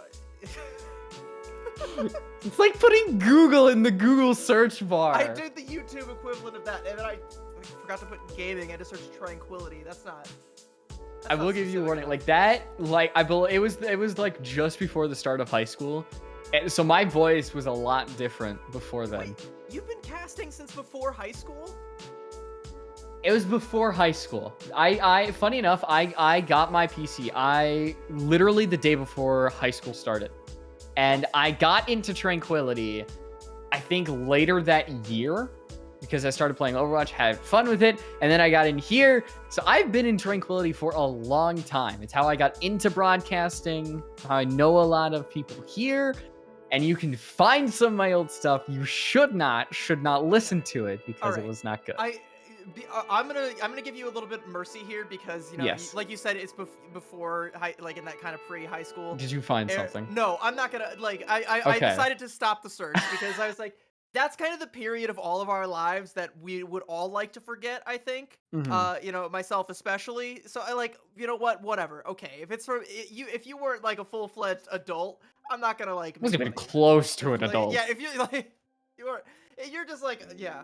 It's also wild that you started that early on in life, and that's great, actually. That's really, really cool to hear. I didn't know that about you. Now I do. Yeah, it's so weird because I started coming back to Tranquility like earlier this month when Overwatch 2 came out, because Overwatch 2 is much better than Overwatch, and we're in Apex, so we're not going to get into that debate. But yeah, I know, seeing people here, seeing some of these players, like we talk about Smugs a lot tonight. Smugs has been one of my good friends that I used to play Tranquility with. I think we were actually on, I don't know if we were on the same team on Sugar Rush, but I've been in Tranquility for a long time, and it's really cool coming back and seeing what has become of it. What the people that used to manage one tier in season 2, which is when I became, and then it blossomed into 2 more tiers, and then now it's what it is, which is this feels like giant behemoth of a community that plays Overwatch. You have all these other games with all these different players. There's so many that have just so much dedication to the community, to games, to everything that encompasses it. And something else that's crazy, by the way, is like, I for the longest time didn't actually even know about Tranquility until it started to get on my radar, and I was like, okay, I want to try and cast for these guys. I've like talked to like pro casters from Overwatch, and they've been like, oh yeah, I know like XYZ, like all these people that came through Tranquility. Like I love the stuff that they do. So, yeah, Door was one of the big guys that came through Tranquility, and it's super cool. You got to cast Overwatch League, and I was up there just waving a little Door flag, going woo. Yeah, Door. Yeah, and I think he also has done casts for like some of these other like smaller places. But like, yeah, Tranquility. I remember seeing him here early on, and there's other people. Like I was talking to Leg Day, and he was like, yeah, no, I know like 5 people that have come through Tranquility and like grown and been like bigger and better casters. So at least for us on the production side of things, it's a great place to come and it's a great place. Join a good fun community where everyone's having a good time. I've also been to like, I don't want to name names or go on like any sort of rants or anything, but I've been to like other Overwatch Discord servers and communities where it's not pleasant. It's like the general chat is just people flaming each other left and right, going nuts, like all BM, like in the Discord, like not even in game, and it's like, come on. And like Tranquility just feels like so much more tranquil, peaceful and lovely and fun, and we get to do fun things like this, like we do Apex PUGs, where we see some of the Overwatch players come through and just have fun, play another game. It's a great place to, Tranquility is a great place to also start your broadcasting. Like if you see us up here, you see some of your favorite casters, let's say the Pro-Am that's happening right now, you're like, oh my gosh, that sounds really cool. That's where I was. Tranquility is a great place to start. There's no pressure. You will probably be not invited, but welcomed with open arms. It's up for anything, and you have no pressure on you, and just it's about getting better. Ask your fellow teammates, fellow casters, just like, hey, how can I do this? How can I be a better caster? And people will be there for you. That's just the type of community this is, and like I said, it's how I got started casting. Was casting Tranquility, doing those season 2 Overwatch games, and then now I'm all the way back here. I'm doing Rainbow Six, I'm doing Apex Legends, I'm doing all these other games, and it all started right here. This is all just to make up for me calling our production out, by the way, about we are like, going really far beyond what is needed right now. We should just go ahead and talk about like how great Tranquility is. Yeah, like just to make up for calling them out for You starting the or wrong map me, and we're everything gonna else. say nice things for 10 minutes. I can also be very sweet if given the time and given, you know, if I need to be, especially to make up for my my own sins prior. It looks like while we're still kind of setting things up, getting everybody back together, we might need to throw it to a quick little break here while we get everything sorted out. So, you know, that's enough of us rambling for just now. We'll go ahead and take you back into map 3 once we have it all set up and ready to go. Don't go anywhere.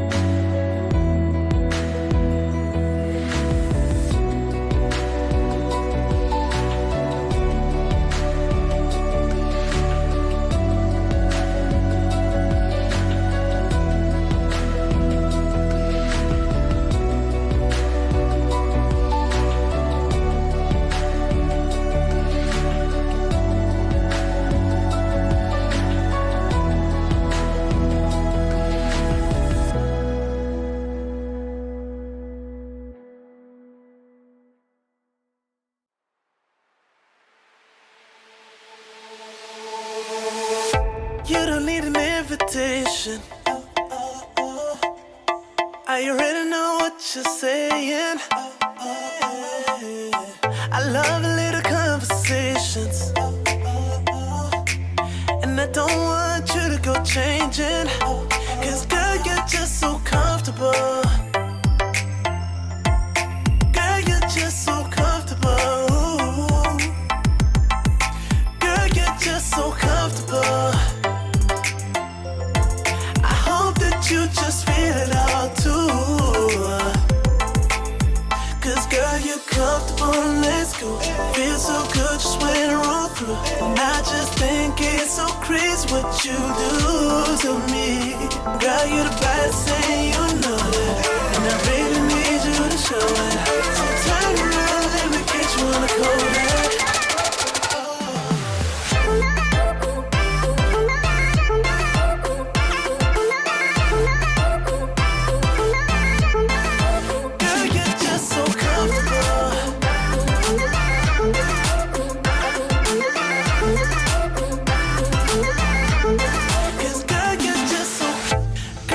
Situation. We don't spend time hesitating. And I wouldn't say we're crazy in love. I would just say we're crazy enough. Cause girl, you're just so comfortable. Girl, you're just so comfortable. Girl, you're just so comfortable. You just feel it all too. Cause girl, you're comfortable and let's go. Feel so good just when I roll through. through. And I just think it's so crazy what you do to me. Girl, you're the baddest thing, you know that. And I really need you to show it. So turn around, let me get you on the Kodak.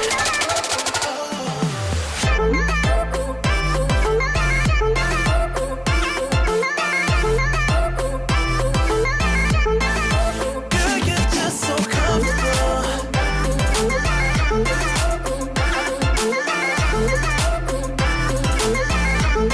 Cause girl, you're just so. We ain't gotta slow it down. Jeans on when we hit the town. We don't really care who's around. But baby, I'm with you if you gon' be down. Cause girl, you're just so comfortable. Girl, you're just so comfortable. Girl, you're just so comfortable. I hope that you just feel it out too. Girl, you're just so comfortable. Cause girl, you're comfortable. It just feels so good just when you're all through. I just think it's so crazy what you do to me. Girl, you're the baddest thing, you know that. And I really need you to show it. So turn around, let me get you on the Kodak. I don't know what you do. Yeah. Let me get you on the Kodak.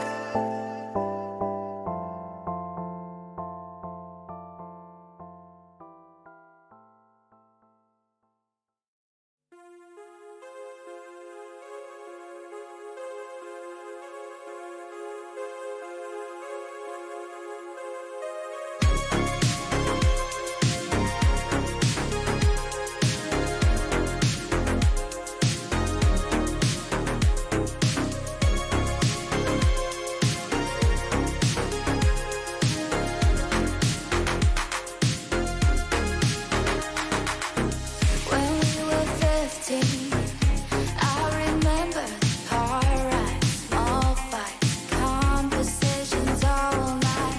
I never saw you as anything more than a friend, but now I see you in a new light. We're getting older, there's a sparkle in your eyes that wasn't there before. You give me butterflies, it makes me wonder if there could be something more. We were only kids when we first met. Now let's discover what we haven't yet. I don't wanna wonder what could have been. So baby, take my hand and let my love in.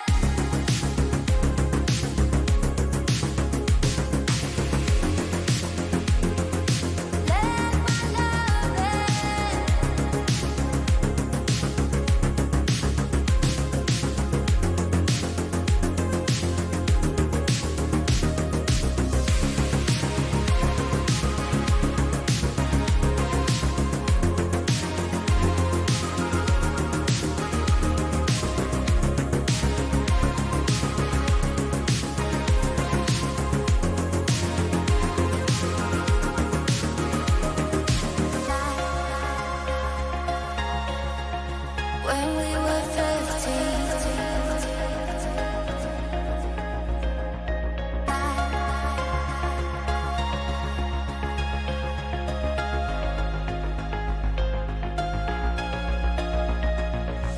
When we were 15, I remember car rides, small fights, conversations all night.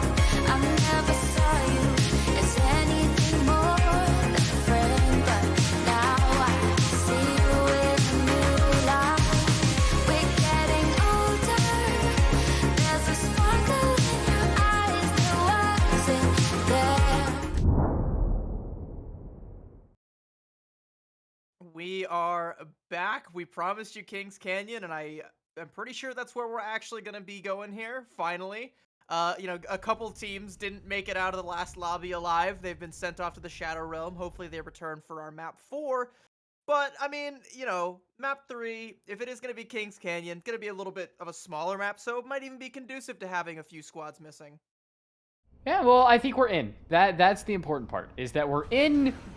We'll finish this one out and then see at the end of it if we can collect everyone together. Let's land over there. It happens. We went ad nauseum about how it just happens. But we're looking at the one of our big teams here is another one. I want to make sure that it's still the same one. Yep, we got House of Trash because I know with everything kind of slogging around in the lobby, we still got the same teams with the same numbers, making it a little easier on us. Let's go ahead and pull up the map here real quick so I can see where all of these squads are dropping and what we end up happening overall here. If that's possible, production? There we go. Yeah. All right, yeah, so we do have House of Trash coming over here for airbase. Looks like they're going to be mostly uncontested. We do have, you know, I believe that's Tempest up there just a little bit north of them. Those two squads might end up colliding when the ring does start to collapse on itself here and bring all of these lovely families together like no one else can. God, it's been so long since I've played Kings Canyon. I forgot the names of so many of these POIs and so many of these rotations. And usually I just, you know, I just go Skull Town or I just go like Crash Site. And if I live to tell about it, I just, you know, go from there. Yeah, that's how I know that I've been playing a lot of the maps. Is like, ooh, I actually know the name of this POI from the heart. Like, let's go Market or something, and I'm like, wow, look at me, I'm so knowledgeable about the game. Ooh la la. Well, it's definitely gonna be time to flex your knowledge because I've been so focused on like the now of Apex, like trying to study Storm Point, Broken Moon, you know, Olympus. Now that that's back, that's my favorite map personally. I'm looking forward to seeing that one later on. But like, this is where you're gonna get the shine here because I have forgotten so many different I have for a King's Canyon. Is this artillery? Is this what this one's called? This is called artillery, but here's a problem that can be solved. Do you have a second monitor, CV? I've got 3 monitors. Okay, well you can use one of them to literally bring up a giant PNG of the map. Has all the POIs. And if you feel like an idiot, you don't know where something is, you look over at your second monitor, have the name right there, and suddenly you don't look like the idiot. You look like the smartest person ever. Joke's on you, I always look like and feel like an idiot, so if that was the case, I'd never look back at my main monitor and get to see all of this high-tier Apex Legends action that we have before us here. Alright, I guess it's a trade-off, so up to you. You make that decision. But we'll talk about the names. I think this one doesn't have a name because there's a lot of areas in Skulltown, funny enough, that are kind of big, like minor POIs, but they don't have names. Like you can see, there's just so much clusters. Like there's that one little area left of bunker. There's between the rig and swamps that I'm sure, but in the community they have names. But overall, they look at the map, see where things are happening, and things are happening right in this little pit area, not in the actual pit, but we do see one team go down. Not down just yet. They get dropped. It's a firefight between these two. This player get away. Loba just runs into a bad wall. He's gonna have to drop out. Yeah, I don't think they want to stick around any longer there. That is indeed toxically, and it does end up falling. I'm not sure what squad they were a part of there, but it was, I believe, Big Ballas that were under a little bit of threat early that we were looking at. This is FBRD. Here we go back to Big Ballas, and yeah, that is Toxic Blade of the Big Ballas that ended up falling. So already down to a duo here, losing out on that Bloodhound. You still have Kiddo alive, and we've seen Kiddo kind of be, you know, able to hold it down for the squad a couple of times, but ended up getting hunted down a little bit. So at least Kiddo still has a little bit of backup, but they're going to have to back them whole selves up and reassess, find a way to either get that banner or just get themselves to a safe spot where they, as a duo, can continue to exist safely without the scrutiny from everybody else. We did manage to lose a squad somewhere in all of that kerfuffle.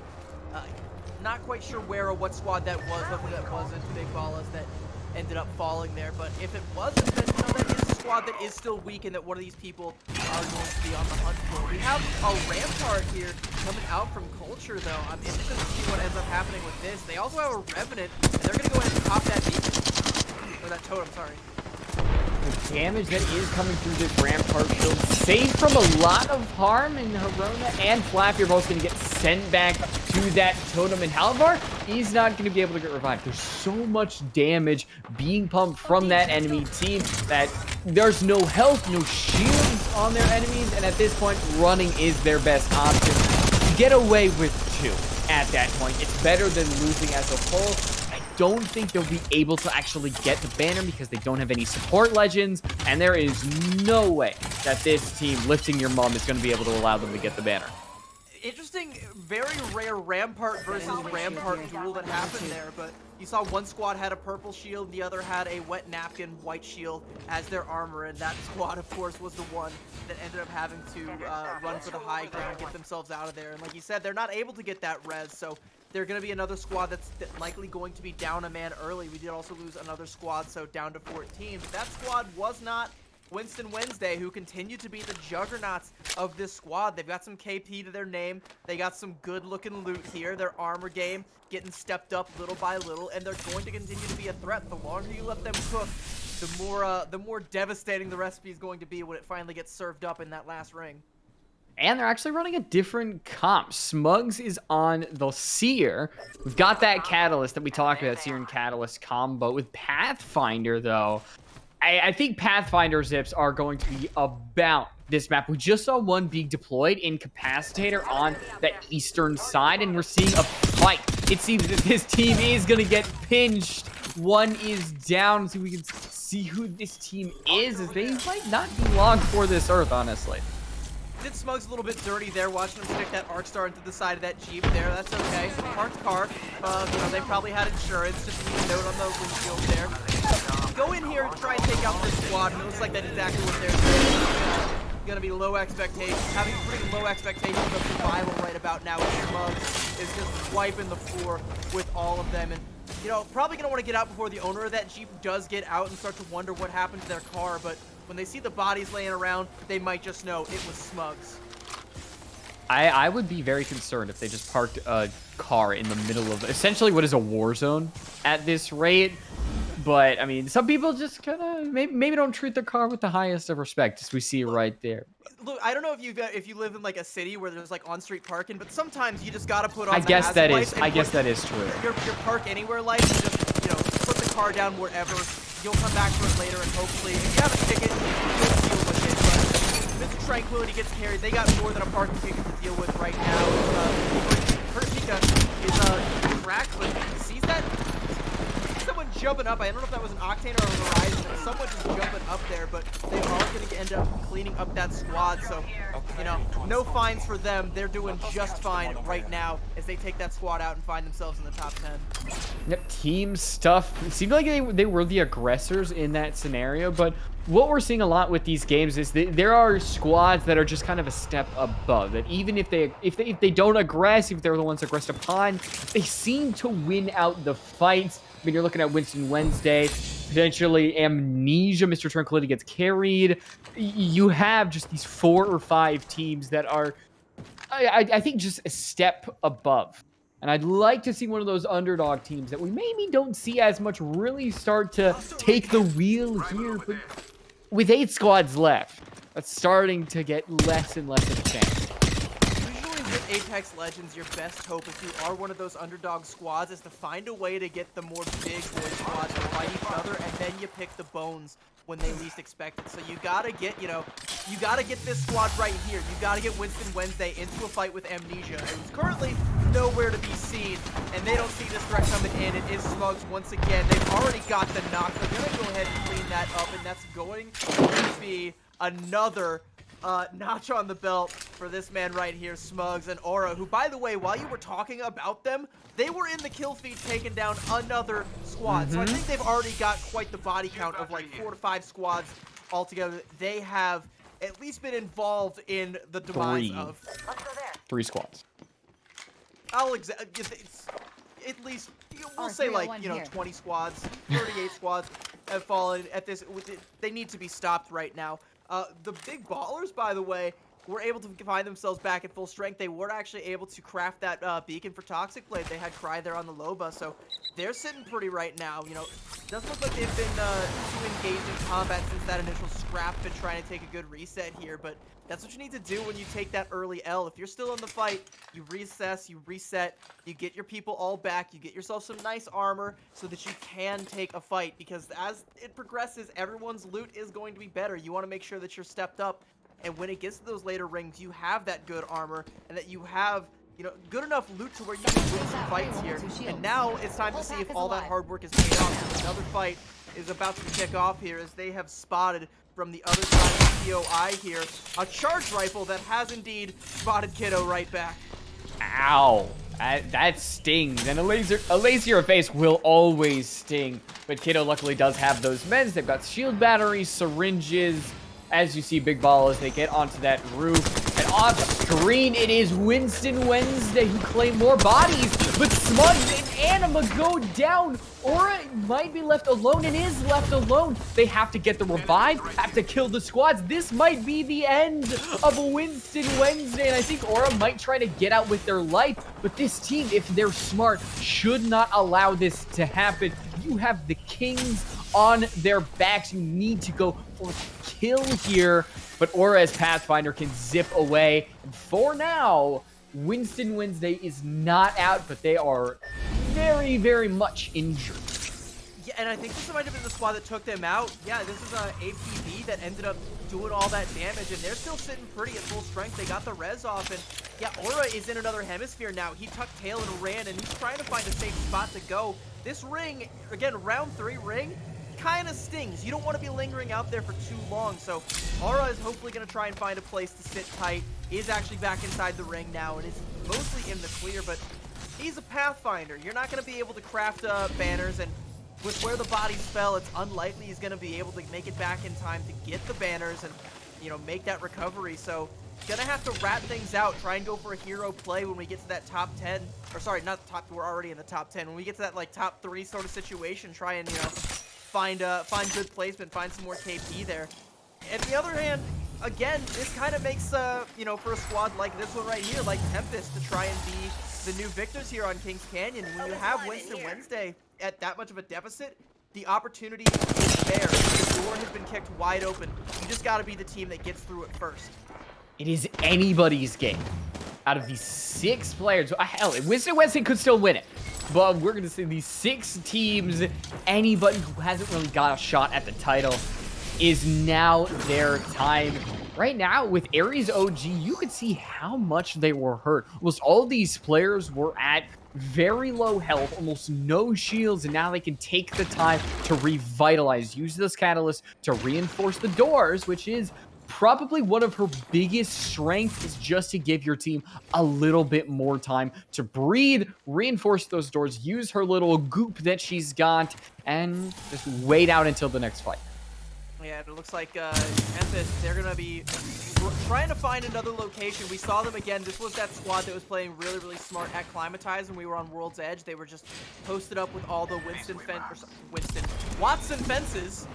And Watson Wednesday. It's about to be if Aura dies somewhere. You know, we might see it become Watson Wednesday.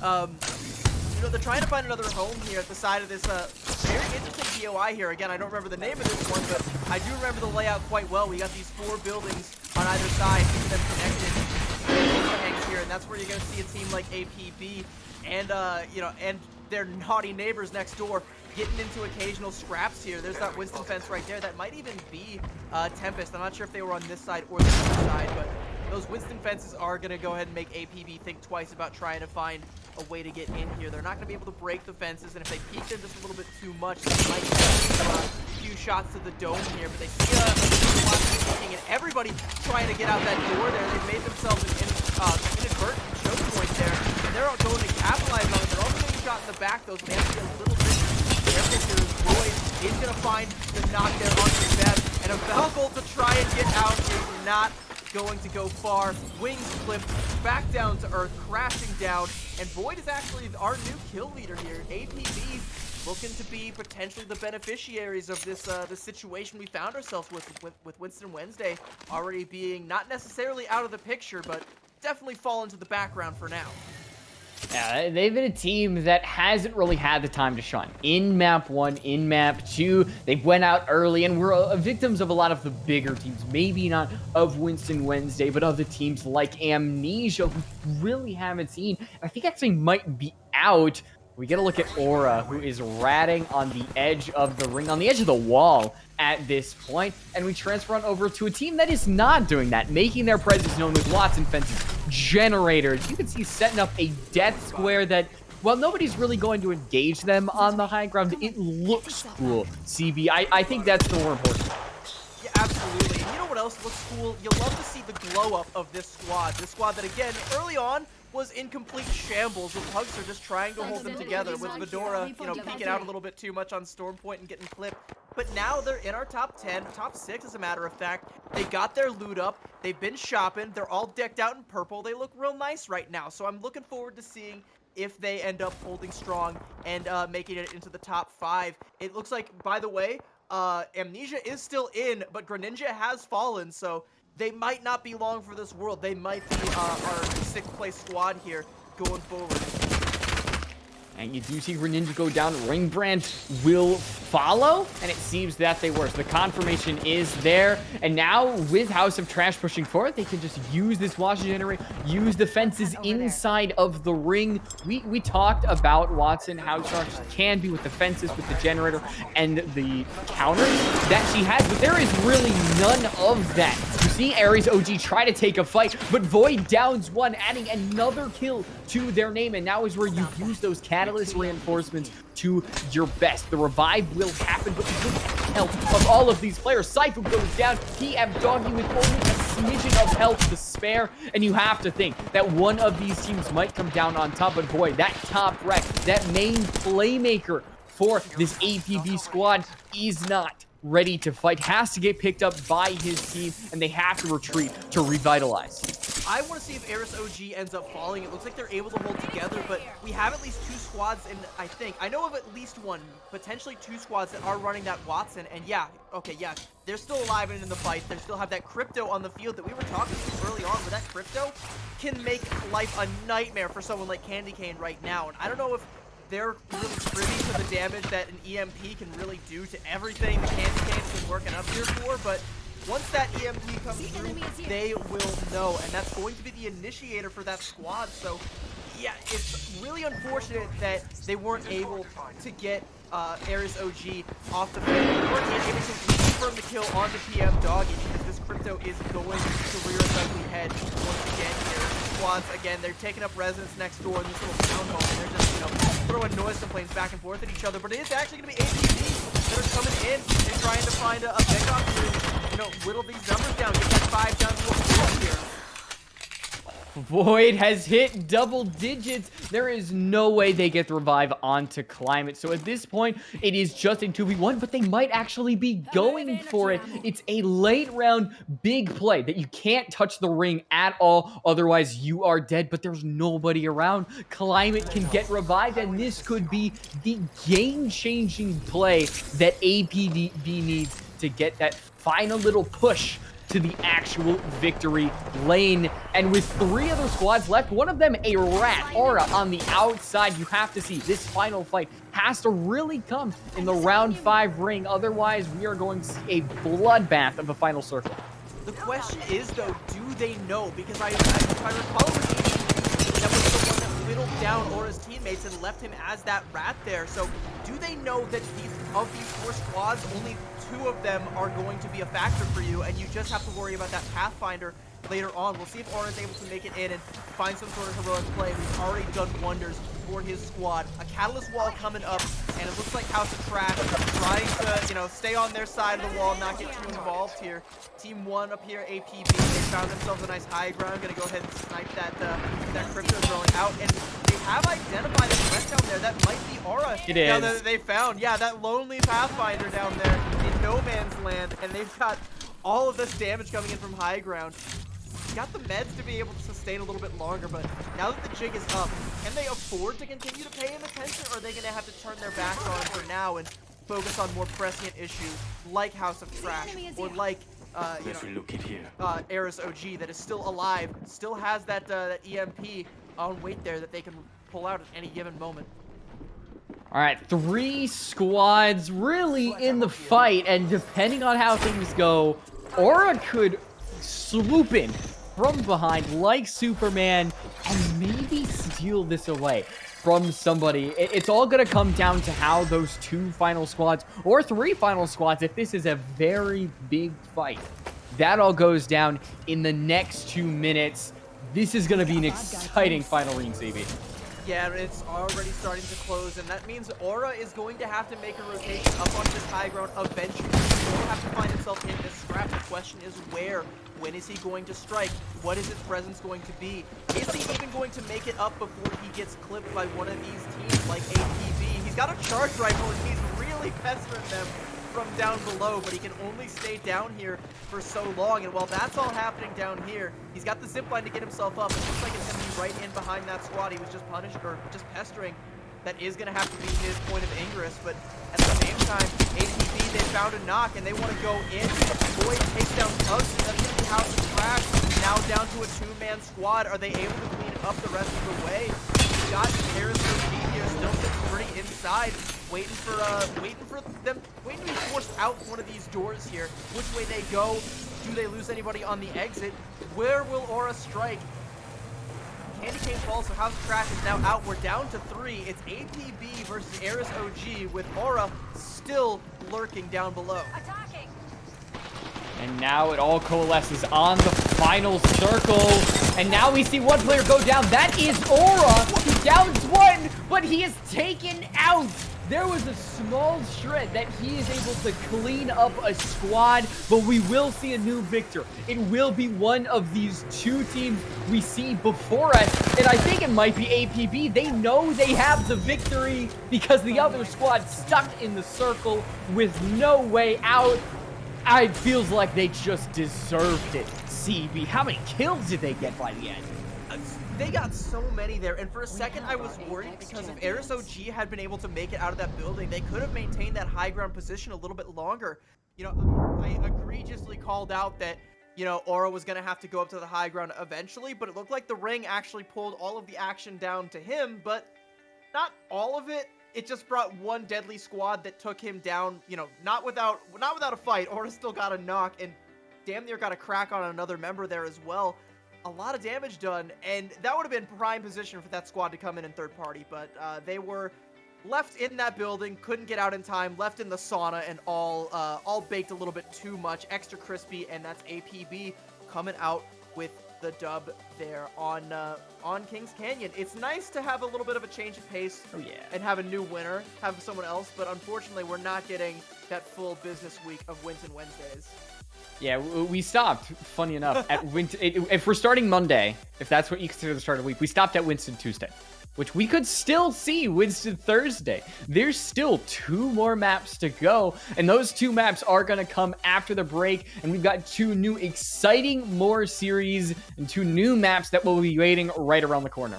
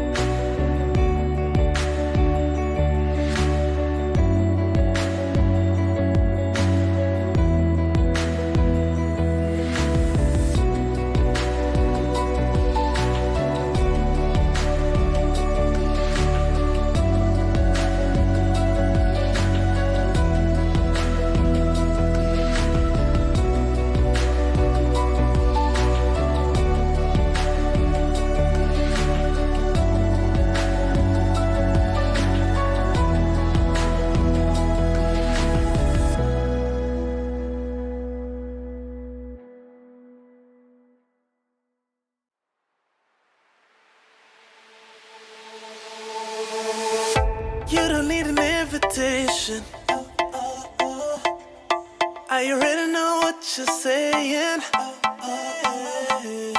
I love a little conversations, and I don't want you to go changing. Cause girl, you're just so comfortable. Girl, you're just so comfortable. Girl, you're just so comfortable. I hope that you just feel it all too. Cause girl, you're comfortable and let's go. Feels so good just when I roll through. And I just think it's so crazy what you do to me. Girl, you're the baddest thing, you know that. And I really need you to show it. So turn around, let me get you on the Kodak.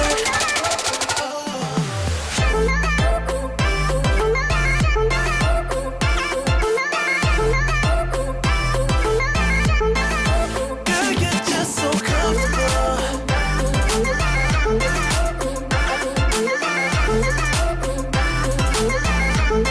Cause girl, you're just so.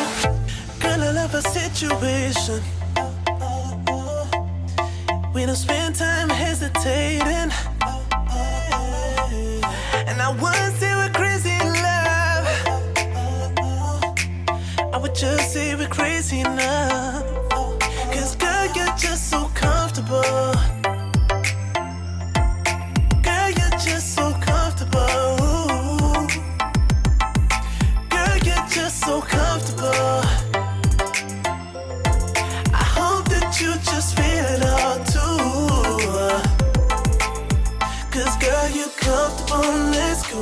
Feels so good just when I roll through. And I just think it's so crazy what you do to me. Girl, you're the baddest thing, you know that. And I really need you to show it. So turn around, let me get you on the Kodak.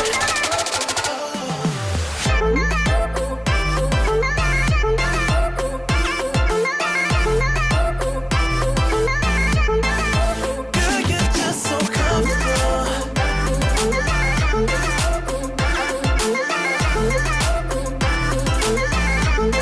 Cause girl, you're just so. We ain't gotta slow it down. Jeans on when we hit the town. We don't really care who's around.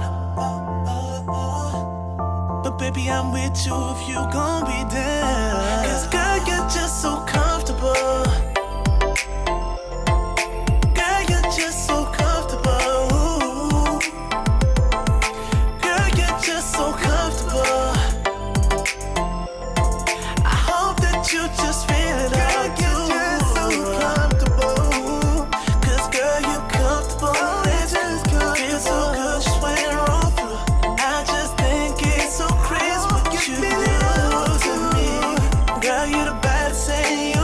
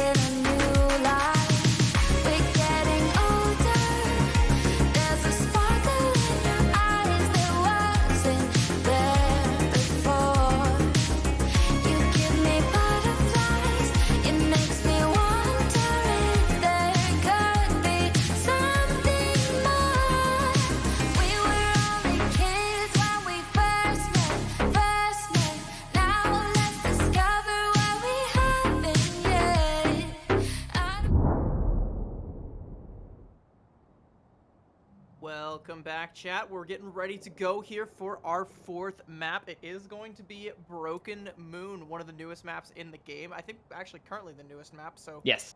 how much of this have you played, and what are your thoughts on Broken Moon? Broken Moon was the first point where I stopped playing it. Okay. You gotta let me explain. So Broken Moon came out. Cool new map. Cool new transgender character. Love, heart. Oh, love Catalyst.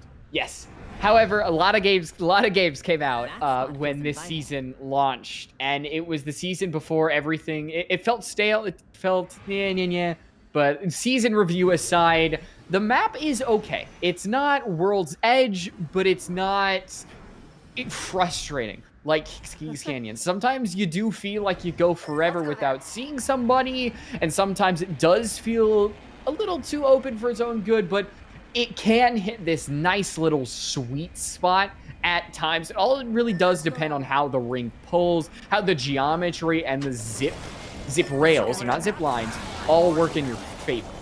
Yeah, it's really interesting because this map, I think the sheer size-wise is right up there with Stormpoint, but can honestly feel really small and really suffocating sometimes because of those zip rails making for, you know, really, really fast rotations. And that's why, like, you know, interesting that we have a squad here choosing to go with the Valkyrie that is SEAL Team Spuds from before, because Valkyrie has kind of been made obsolete on this map because, you know, who needs that rotation when you can just take a zip rail and that gets you everywhere you need to go, you know, with time to spare. As long as, you know, you don't get caught out in a situation where, you know, the zip rail isn't going to take you to where you need to be and the ring is going to, you know, pressure you there, then, you know, you might be in a little bit of trouble if that happens, but as long as you're not in that situation, you'll be completely fine here. But you know who's not fine?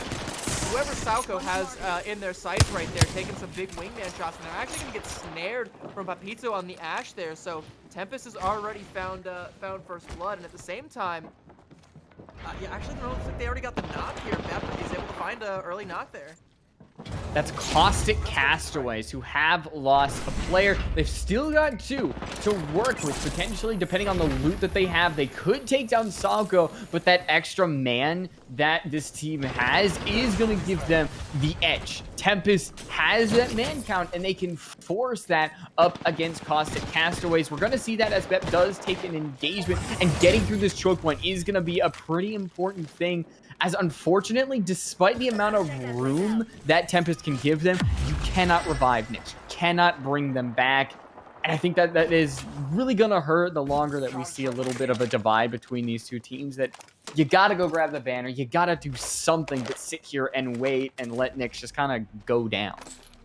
Interesting ring that we're going to have here. It's going to start to pull a little bit more towards the southwest a little bit. And also, another interesting thing that I find on this map, at least in my ranked games, is I feel like a lot of the zip rails all kind of coalesce on that promenade area. So I definitely expect, at least on the rotation, a couple of people to get caught out there. I think it's pretty rare to play a Broken Moon map and not have a couple of bodies left at that promenade by the end of it. But I'm expecting it to pull a little bit further southwest a little bit and maybe end up pretty far out, you know, from where we currently are, where these squads way up here are right now. You know, Winston Wednesday gonna have to make a pretty quick rotation, find themselves a zip rail, get themselves on it, and find a new home here shortly, and hopefully get themselves some better armor on the way there, because yikes. Level 1.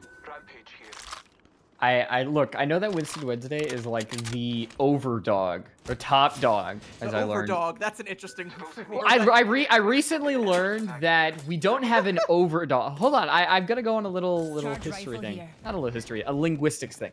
So we don't have overdog. We instead call it top dog. And it's originated from kind of German, which it translated to English, we differentiate it to mean a different thing in a different type of scenario.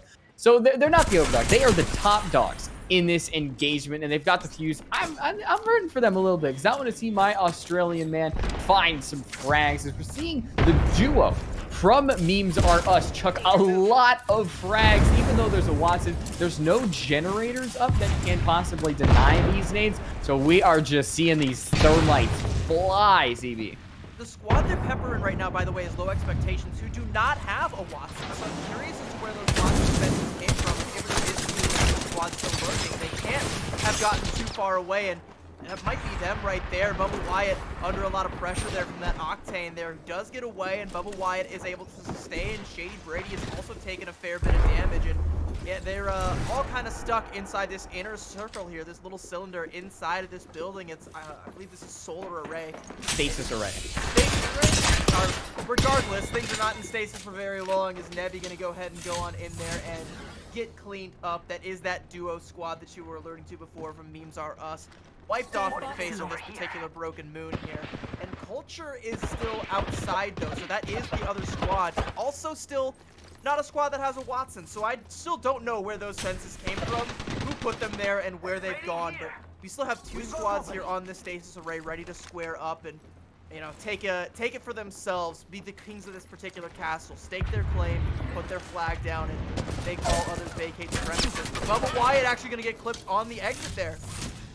Gets down, Shady Brady tries to break a shield battery, and is there a portal available? As we do see the Mirage, the rare Mirage using that passive that he's got completely invisible, will allow Bubba Wyatt to get revived, and now Mirage is just gonna spread apart, completely confuse the enemy, bamboozle, and you can see, yep, at the top of your screen, Flappy has been bamboozled, but one of these Mirage has to be the real thing, but it's enough time for the actual Mirage to get away, but he's been found out at the last second just before he can fire, but he's the decoy. That's what he's created, the distraction to allow Bubba Wyatt to heal and to allow that Wraith enough time to give the space.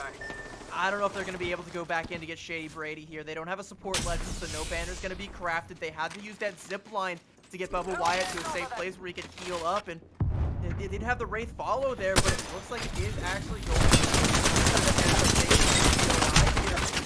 still more people trying to coalesce down here. Yeah, there's, you know, they don't even get the chance to enjoy it, as it is going to be FBRD that come in. A 2-man duo, by the way, putting down the pressure, but Junie Cortez, this ain't Spy Kids, my boy. You're about to get knocked down there.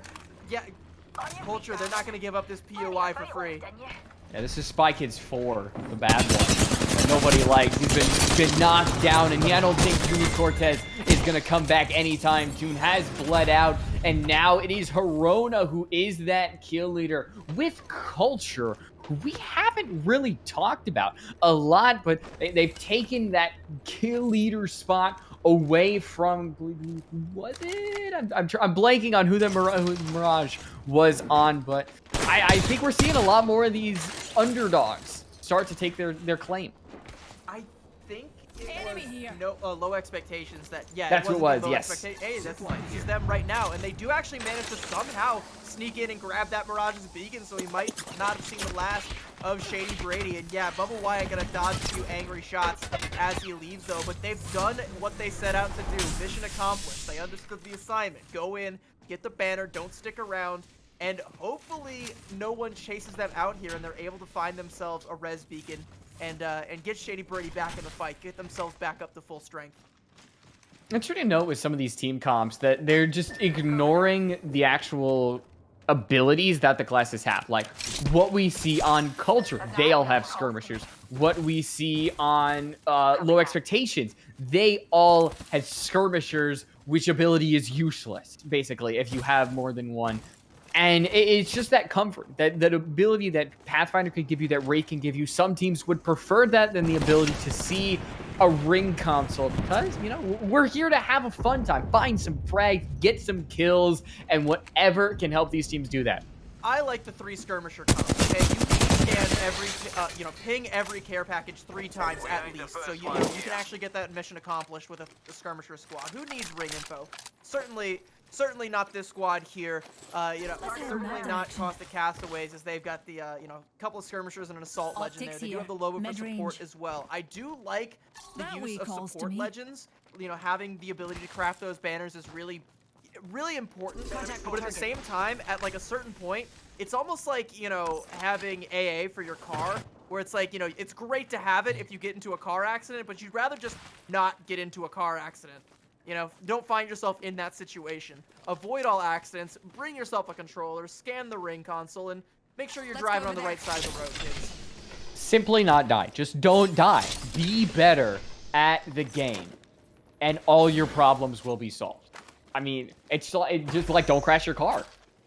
This is great advice, I think. I mean, don't crash your car is, it might sound like, a five-head strategy that, I've just unlocked. Don't. I've been playing 5D. Yeah, you shouldn't go getting in car accidents. That's not, any good way to live your life. Or if you do, it'll be, living the rest of your life. Like, why do you need insurance if you just don't crash your car?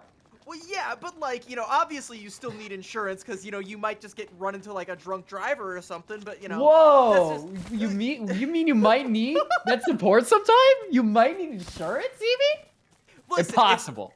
In Apex Legends, you might not run into a drunk driver. It's not all that common, especially if you're just sitting somewhere where you're not going to get griefed. You've, got the intel. You found yourself a nice home to set up all these Watson fences, these caustic traps, these, whatever you have for your controller legend. Or you have the intel for where everyone else is sitting. So you can be, you can use the recon legends, find where everyone else is sitting, and you can be the drunk driver that crashes through that Watson team's door and runs over that entire family. We should go here. Big sobriety. They're just trying to take you down. Big Don't sobriety. don't listen to them. Big sobriety, the industry that's been just plaguing this nation for too long. All right, focus. Refocus. You guys see but see that we haven't really seen all the way since World Edge. They are looking to actually take down a team, push in to this promenade area, and now just aggress, get a knockdown. But I believe that is the one team that has a fuse. No, there's more than one fuse here. It is not just Winston Wednesdays. We're seeing Caustic Castaways. They have one with the Loba that they had earlier. They were knocked down, but now they're in the ring. They have been tossed around so much in this match. They can find a way out. I will be immensely impressed, but they encounter a team to go down, and it's just the Fuse of Pure who has to basically find a way out of this ring, stay alive, and give them a chance at this match. It's also something that I was talking about earlier with Promenade, how so many of these zip rail routes lead to this POI, and how, the ring, you can see it's not pulling close to here. It's like a good mile or so away from here, but you still have like, what, 3 squads just trying to fight for their lives here, and they're definitely going to have to leave bodies behind if anyone is able to make it here. Pure has to try and heal up in order to get out. Yeah, looking at the map like we just saw there, there's like 3 squads here in dire straits, just trying to fight against the ring and each other to get an opening to just hightail it and get themselves to safety. I don't know how many medkits they have, but this team should be good. The revive does go through, and there are medkits. You can see a lot of teams, they are burned, having a nice, 10-for-1 sale on tanning. Like, everybody just wants to have a nice, crisp bronze body at this point. As Pure should make it to the ring. I believe they're trying to see if they can catch any syringes, any medkits at some point. But I do have hope that they will make it to the ring and survive. Also, this is a squad like we were talking about that did have AA. They did have that insurance. They have Radiance on the Loba, but apparently their insurance got revoked, and now it's just Pure on the Fuse, who has to try and A, get to the ring, B, find a place to sit and stay alive where they can C, rat out until they get to the top 3, or some sort of situation where they can, get their team some better placement, get some better kills. And there's still people falling all over the place. There's a lot of teams trying to make this mad dash to safety, and only a couple teams that have already found it. And it's not safe in the safety of the zone, as we see Winston Wednesday are still on their warpath. And Amnesia, it's a clashing of the Titans that we saw earlier in this entire night, but it's still Winston Wednesday. They grab kill leader from Pure and still look like the team to beat, because with a lot of these 4 squads remaining, a lot of them are coming out of the ring, barely struggling, barely surviving. And look at Winston Wednesday. They are not surviving. They have gold attachments, red shields, sitting pretty up on top of the broken Moon Mountain, and then Pure. They are blue attachments, like, struggling over here. They're not just surviving. Winston Wednesday are thriving. They are moisturized. They are, in everybody's lane. They are the drunk driver rolling out everybody, crashing into everybody who doesn't have a pugster on their team to help keep everybody alive and recraft those banners. They're going to be able to get Fedora back here, so you know, House of Trash, once again, going to be clinging on by the skin of their teeth, but as the ring starts to collapse on top of them, so too will these other 4 squads who all want to make them sweat for it and all want to take a piece of that particular pie right now. We still have, you know, Mr. Tranquility gets carried here, I think. Is that, enemy over no, there? that's, they've kind of reshuffled there. I'm not sure. I think that is, yeah, I believe it is with aggressive banana on it. I'd have to double check here, but yeah, we still have Winston Wednesday, you know, in this zone here. And Smugs with that longbow, we saw how dangerous he is with that on Storm Point. You know, tries to take that Valkyrie out of the sky as they're trying to make a rotation. I think they thought better of it and realized that, you know, that particular one is going to be the one that got away. So want to make their rotation, but they're sticking close to the fence here, trying to find other teams on rotation, and they're continuing to do it. They found a pickoff onto Vedora, who's already been knocked. That is, again, you know, House of Trash. Their house is, you know, starting to look a little bit more like a house of cards right now, and it's about to all come tumbling down. And Vedora did get out of a little bit of danger, but the revive doesn't seem like it's going to happen because the storm just keeps on coming. There is no way to stop Winston Wednesday. They're looking to complete the week, get another victory on their belt. They spot the Watson and, well, just like pray. They snap their jaws shut and, well, eventually end that trash team. Not trash team. That is their name. They're a house of trash. I swear, they're great. They are the house of trash team. This trash team, get them out of here, says Winston Wednesday. It's all about us, and it's all about, you know, the other few squads that are still alive. We have 2 more still in the fight. SEAL Team Spuds was able to make it out of that promenade skirmish alive and, you know, at full strength here so much. And we do still have Mr. Tranquility gets carried at, you know, not at full strength, but at as full as they can be, having to come in here as a duo. Unfortunately, losing their third before we got in here. Either a DC or just didn't make it to the lobby in time, but that's the breaks. That's just what we have to do. Speaking of Warpath, here comes that Wrecking Ball from Anima, and Winston Wednesday are on the hunt. They're on the prowl. Checking the perimeter of this ring. This is where they live. This is where they do their hunting. This is where they're the most dangerous. When they get in and they start to get a little bit closer, they're going to collapse in, likely right on top of Mr. Tranquility, so we'll see if that duo is able to hold strong. You know who's the other trio in the lobby still? SEAL Team Spuds. This is the underdog that we've all been kind of rooting for. Funman gets Mark trying to just get some snipes up on that roof with the bow check, but this is superior positioning from SEAL Team Spuds up on this terraformer, looking to just rain havoc from above. But as long as they can keep Winston Wednesday at bay, have all these meds, 15 shield cells, you can take so much damage, and eventually Vantage will run out of bullets. As long as you keep them away from your building, you cannot allow them to enter your territory.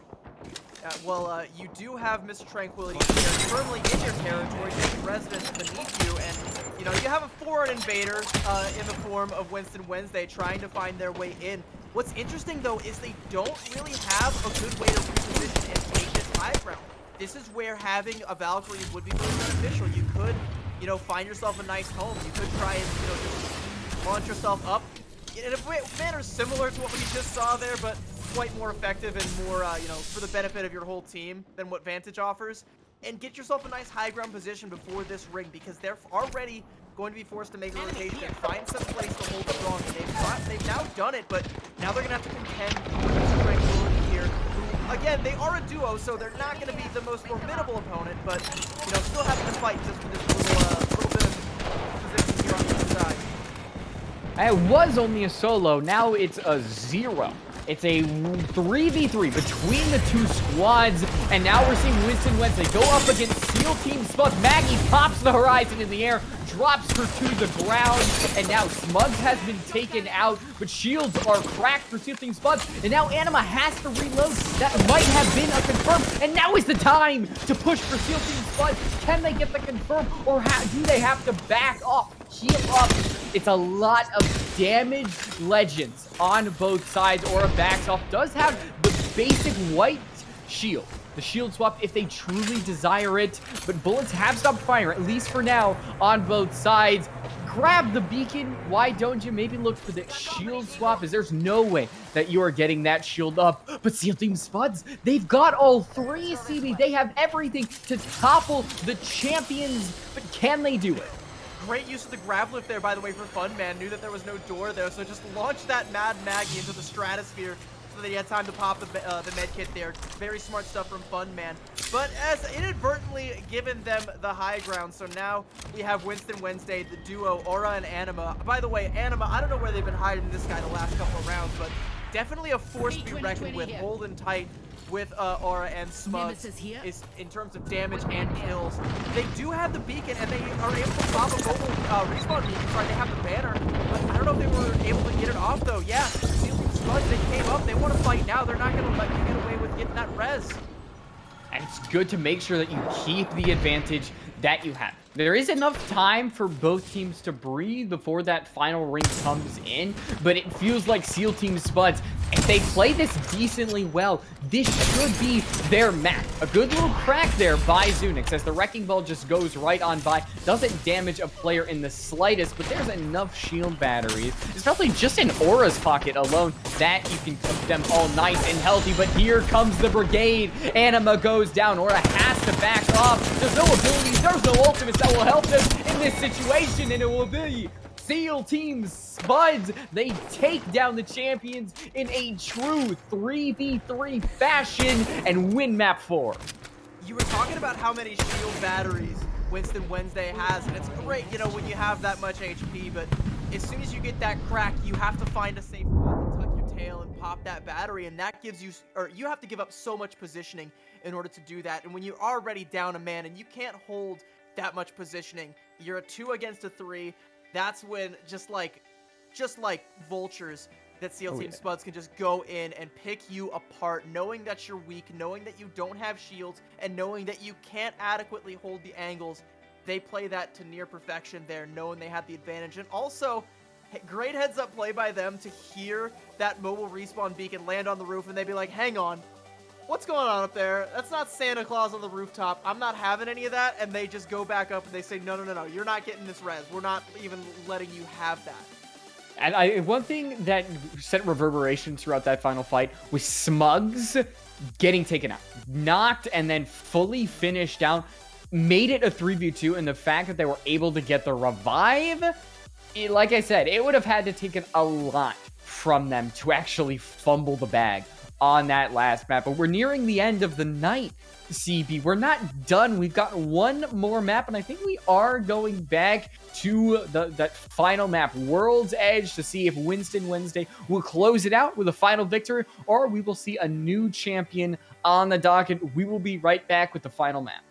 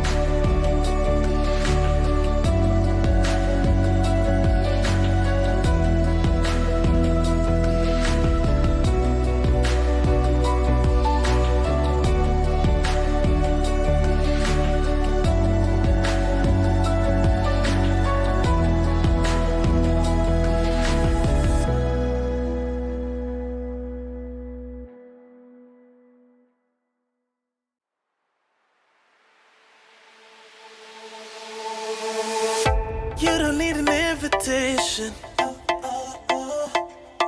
I already know what you're saying. I love a little conversations, and I don't want you to go changing. Cause girl, you're just so comfortable. Girl, you're just so comfortable. Girl, you're just so comfortable. I hope that you just feel it all too. Cause girl, you're comfortable and let's go. Feel so good just when I roll through. And I just think it's so crazy what you do to me. Girl, you're the baddest thing, you know that. And I really need you to show it. So turn around, let me get you on the Kodak.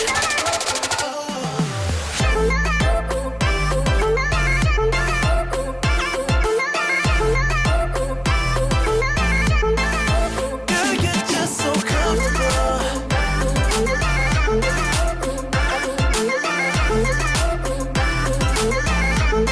Cause girl, you're just so.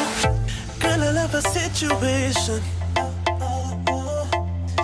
We don't spend time hesitating. And I wouldn't say we're crazy in love. I would just say we're crazy enough. Cause girl, you're just so comfortable. Girl, you're just so comfortable. Girl, you're just so comfortable. I hope that you just feel it all too. Cause girl, you're comfortable and let's go. Feel so good just when I roll through. And I just think it's so crazy what you do to me.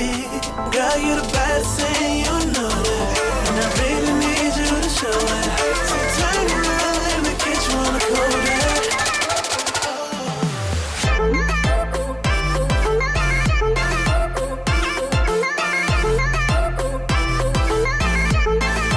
Girl, you're just so comfortable.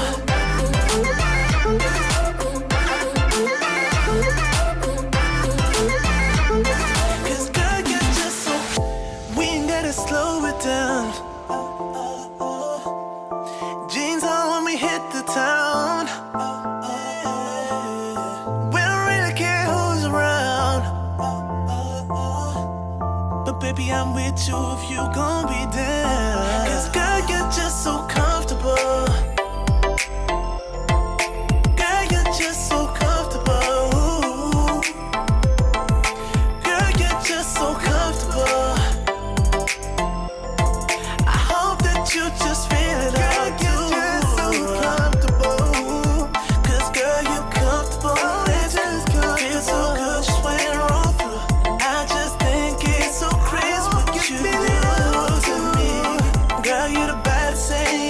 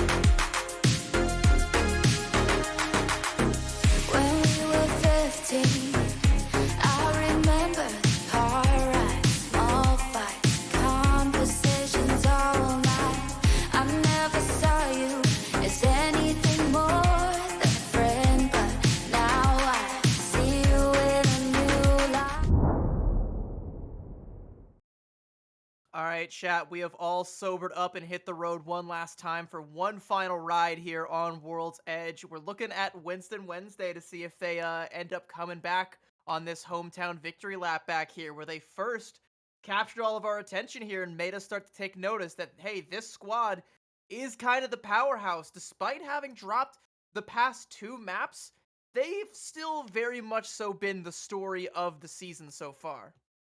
Yeah, they've shown up, but they haven't been the star, which I think is good overall. Like, seeing other teams have their time in the spotlight, it just makes for an exciting game overall. We've seen SEAL Team Spuds. We have seen, who's the team? Sure, it was APB. APB that won the earlier game. Any of these other ones, I mean, I would love for the story to kind of go full circle. House of Trash to go from, you know, having scraps on World's Edge to winning the final one on World's Edge. I mean, Mr. Tranquility gets carried would fit that kind of storybook arc as well. But I mean, then you could always have a team that we haven't really talked about as much. Culture, revitalized, Memes Are Us. Those are teams that are here and still could win it. I'm kind of pulling for House of Trash personally, because you know, I feel like, you know, for, like you said, the underdog story, for how bad it's been for them kind of early on and how far they've come, how much the glow up has been. I think I finally unlocked the lore. All right, it's like when you defeat all your adversaries and you make your house out of their bones, but every other team is trash, so they've made their house of trash. All the other trash teams that they eliminated to get to the top. That's what this map is going to be, and if not, I will literally do my taxes. I think you have to do your taxes.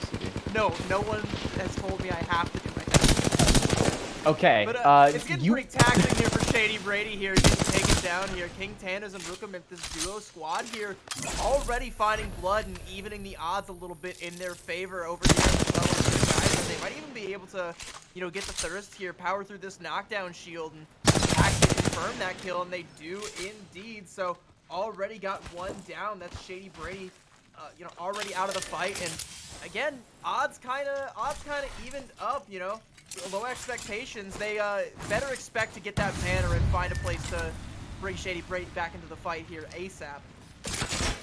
Yeah, so the IRS was that team, and Shady Brady was you. I think that's what happens when you don't. Okay.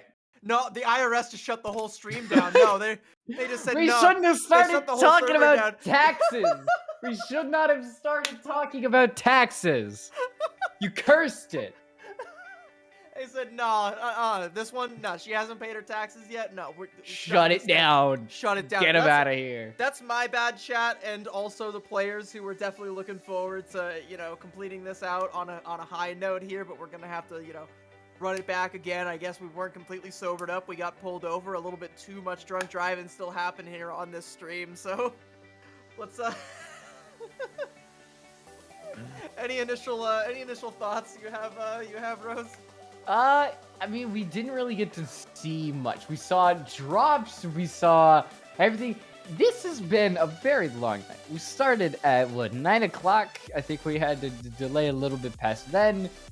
5 maps. We're going on 2.5 hours, and that is like we've been on tangents about how nice you know, production is, how everybody's doing their first thing. It also is a long night for all of us. We're still trying to get everything figured out, making everything as smooth as they can. I still feel like we're still having somewhat of a fun time, even though it's getting late.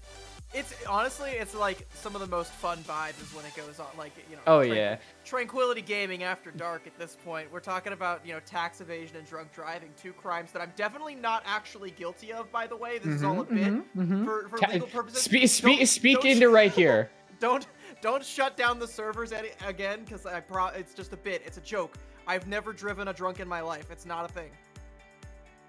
You've never driven a drunk? That sounds like something. A drunk. All right. Talking about committing crimes, doing all these things that I literally have like never done in my life. I don't even drink. Okay, I do, and I pay my taxes. You literally just drank something right there. Water. It's water. I'm a That's- Hydra homie. Okay, I okay. don't drink alcohol. It's bad for you, and I don't do it. I also pay my taxes. I still have to like file for my refund. That's an important thing that you should do. But you know, like I'm not gonna get arrested or shot in a tunnel, you know, like Shady Brady was there if I don't fill out my. I'm just gonna not have money. Like. Yeah, Laggy. Okay, so Laggy has said in the production chat, quote, I drink and also don't pay my taxes. That's a direct quote from him. So, shouting him out, maybe being a little bit of dark, shouting him out, that's calling him out. Shout out my boy, he commits crimes. So based.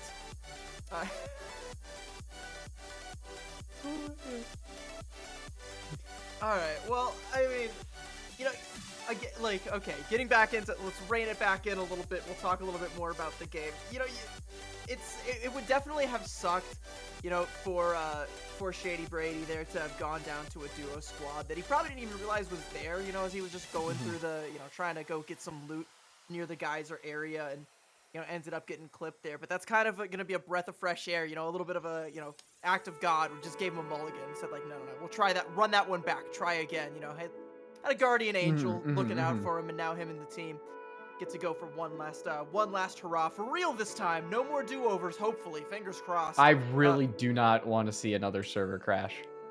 No, we've had 2 of them. Oh my goodness. Part of the reason that this has gone on, you know, is longer than we had initially intended was because we've had 2 server crashes, which I guess you're right. That's just part of the Apex experience at this point in time. Like, it just happens. That's just the thing. The worst part about it is that you can get a maximum of 60 people in an Apex lobby. And sometimes you do need that compared to like Overwatch, where, I mean, for some reason the server crashes, which doesn't really happen all that much. You only need to get 12. No, not even 12. 10. Overwatch 1. What is that, brain? I talked about Overwatch. Overwatch 2 is better than Overwatch 1. Meanwhile, I'm still thinking in terms of 6v6. Yeah, you only need 10. Literally 6 times that game. So, which is why it's probably taking 6 times as long. Also, by the way, I want to go ahead and give a shout out to Geos with a $20 donation about 30 minutes ago. That was during our Broken Moon fight there. So, you know, thank you very much for the donation. I was gonna say that before, so I guess I also got a second wind here. I was gonna talk about that when we went into World's Edge, but I was reminded of it because yeah, he's pitting Laggy Sun's message here in the Discord about drinking and not paying taxes, not necessarily in that order. So if we get another crash, I think we might not be going here. We're gonna give it at least one more run around, one more go, to see what actually happens here. Also, all right, well, seems we're hemorrhaging teams, CB, but we'll get what we can. We'll get what we can. That's okay. We'll just pretend that they all died early to the first break. Died honorably. Fedora in the chat also, by the way, shout out to alcoholic tax evaders. Gotta be one of my favorite genders, I think. I think we'll be, when we get in here, we should be, we're sending the code out, getting all these other squads in the lobby, whoever we can, and we should be able to start here shortly to get, wrap things up. It's been a long night. Let's bring it to a halt here once we have everybody. Oh boy. Actually, it looks like we're missing a total of 16, so we're going to be going in with just 14, so it's going to be a little bit of a slow start, actually. We shouldn't see too many of these squads dropping on top of each other and contesting and running into each other in the tunnels like we did before. We should see, at least for the first round, a little bit more of a wide berth being given between some of these squads and where they drop. Yeah, but if there's one thing that you and I have been able to do tonight, it has been talk over extended periods of nothing.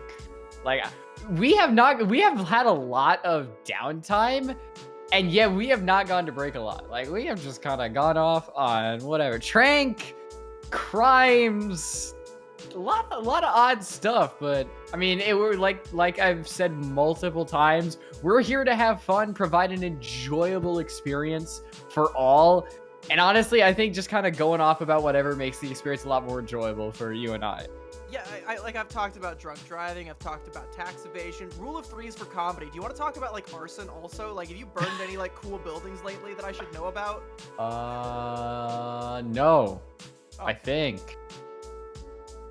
You. I think. So, with that note, we're gonna go away from my face and go away to these players because You are ready to burn the house down one last time. Boom! I'm the queen of segues. Nailed it perfectly into this game. All right, yeah, we're short of a couple of teams here, so again, only gonna be 14 off the drop, so they should be spread out pretty evenly. It is World's Edge, so we might see some early contests, but you know, there should be enough distance between everybody to where we do get enough space. We do get enough room to breathe. We do have to worry about people collapsing on one another once the ring starts to go, but for at least round one, it should be relatively clean and simple, and that's not at all the way Winston Wednesday likes to keep it. There's nothing clean about them. They are dirty. They are scrappy. They will catch you at your worst moment when you're trying to run from the ring, like you're running from the 5-0, and they will take you down, just like the IRS does to me. And we actually saw Smugs go over to Newcastle. So less of information and more just trying to help out the team.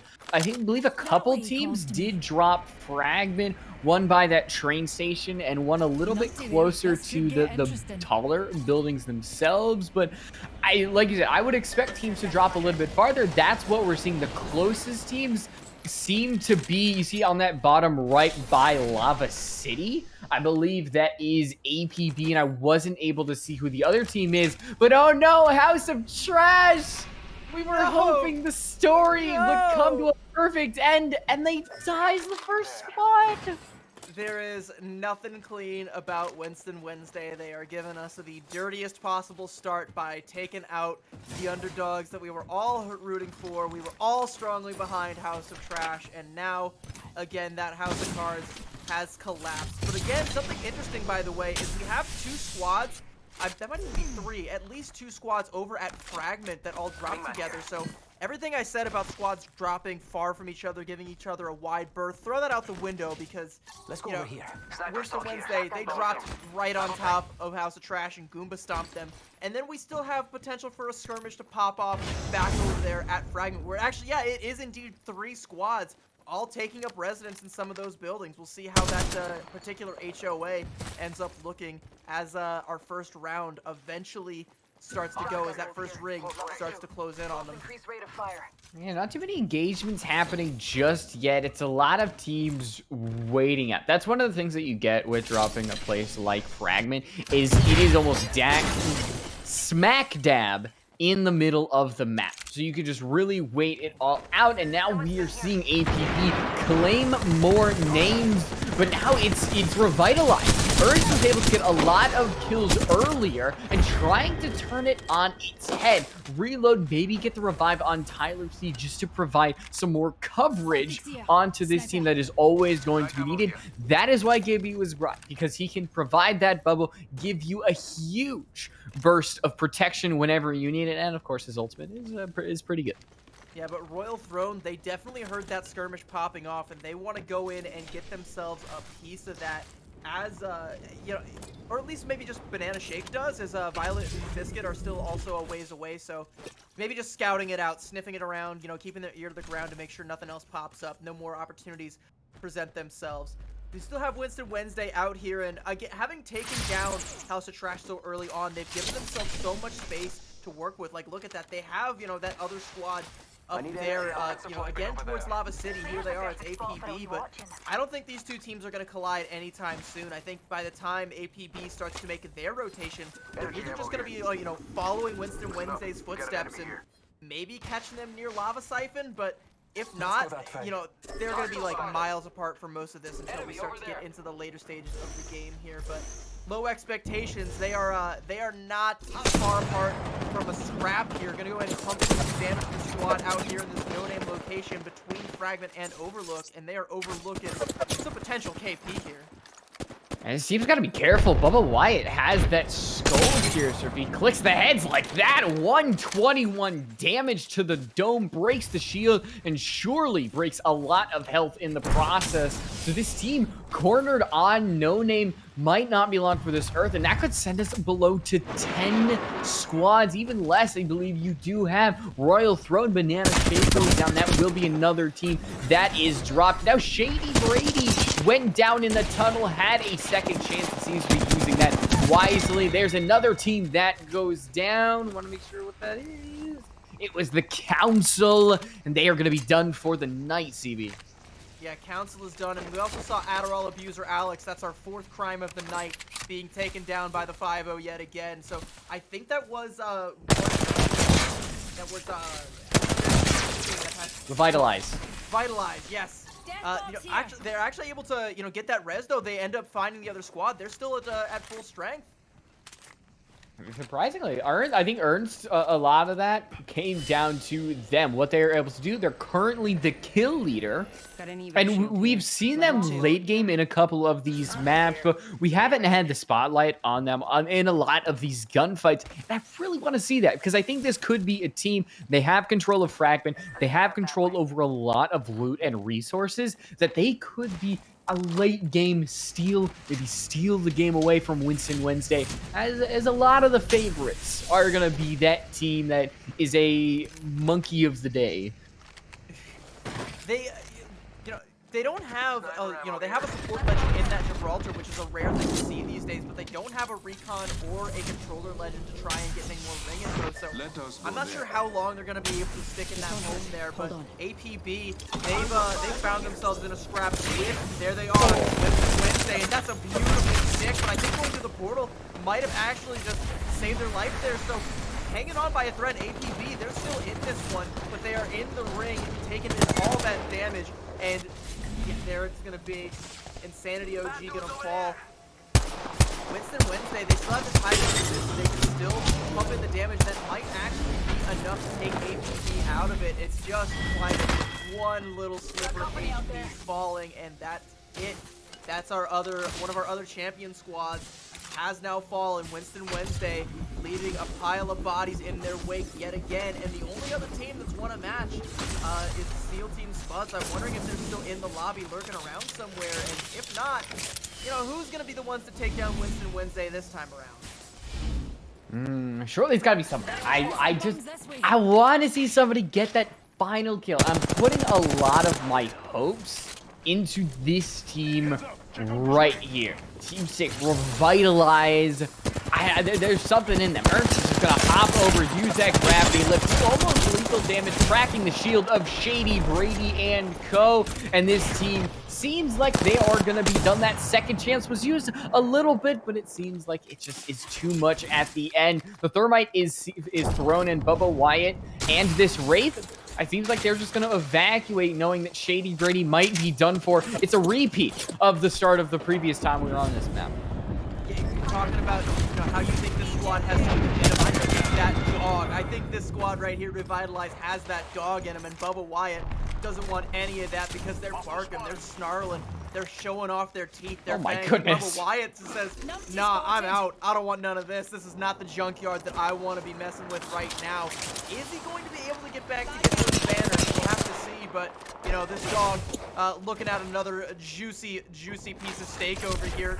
Also from that same squad, actually. I'm not sure how this Wraith managed to find her way, way over here, whereas Bubba Wyatt is in another...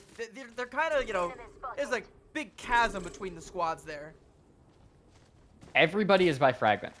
I don't know if you saw that on the map. There's a lot of people standing still, and this is very worrying. Yeah. Which is interesting, because, okay, let's count the people who are moving. Doug, Nebby, Ernst, Bubba Wyatt. Okay, are we back? Was there just like a gentleman's agreement to Discord? What was that? Was that a moment of silence or something? They were all remembering the Alamo, and they had to bow their heads and think for a second. As you should. It looks like for the most part things are back up. Memes are us making some rotations here, Revitalize. They're still, they're still hunting that last little bit of prey, still trying, to find that last Pathfinder and that Wraith that was way out in no man's land, and they've placed themselves firmly in between the last two locations of those two guys. We still also have SEAL Team Spuds, our previous champions, still up in the fight, and if they're able to make it to the last place, they might be able to find get another one over on Wednesday. The challenge right now is getting there. It's actually Wednesday that they found themselves in a scrap with right now. So these squads, they're not waiting for the last dance. They want to dance right now. Newcastle using that gigantic leap is going to provide a wall, as the revive from SEAL Team Spuds is the best way to get inside of this fight. But there's a third party. SEAL Team Spuds do not have the resources to deal with this fully loaded team that Kagari has an RE45, a shredding machine at close range. And this might be a great way to deal with SEAL Team Spuds and the previous champions who have on this map, Winston Wednesday. I think SEAL Team Spuds are about to go down due to the hands of Winston Wednesday, and we might see these two sides part, and Winston Wednesday will survive another day so long. Down goes another one, and they persist somehow, CB. Memes Are Us, by the way, that duo squad also got involved with the scrap there, and I think bit off a little bit more than they can chew, because there was a lot of squads here. All of our juggernaut squads we were talking about, as well as Amnesia, even getting in the fight here, making them, forcing Winston Wednesday and SEAL Team Spuds to split. Amnesia are going to get cleaned up, though, and it is going to be Winston Wednesday that end up cleaning this up. We're down to 4, and one of them is running in the ring trying to get themselves in here. We're going to be looking back at Revitalize for just a little bit here, as they seem to be the next most the next biggest contender for the throne here, someone who could really put a hurting on and end the reign of Winston Wednesday. Actually, yeah. You got Kraken. Yeah, you got Kraken, and you also have Bubba Wyatt, who is another solo, so it's essentially...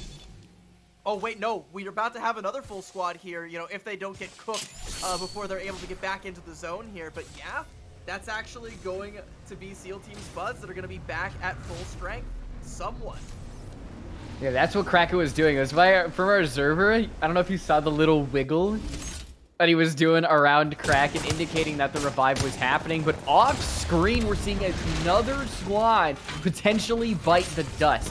A lot of damage done on over to this team. Smugs, who was the first player to go down, which didn't enable SEAL Team Spuds to fully push, does go down. Smugs now is not going to be finished off. Could get revived, but this is a great opener for a team, but they have to capitalize on it. There's still a chance that Smug could get revived, but as Alex is going to place a shield directly behind this team, it's perfection. They're going to try a little bit of an ensnarement. Anima goes down. It's just one more body that needs to fall, and then those kings will be dealt with.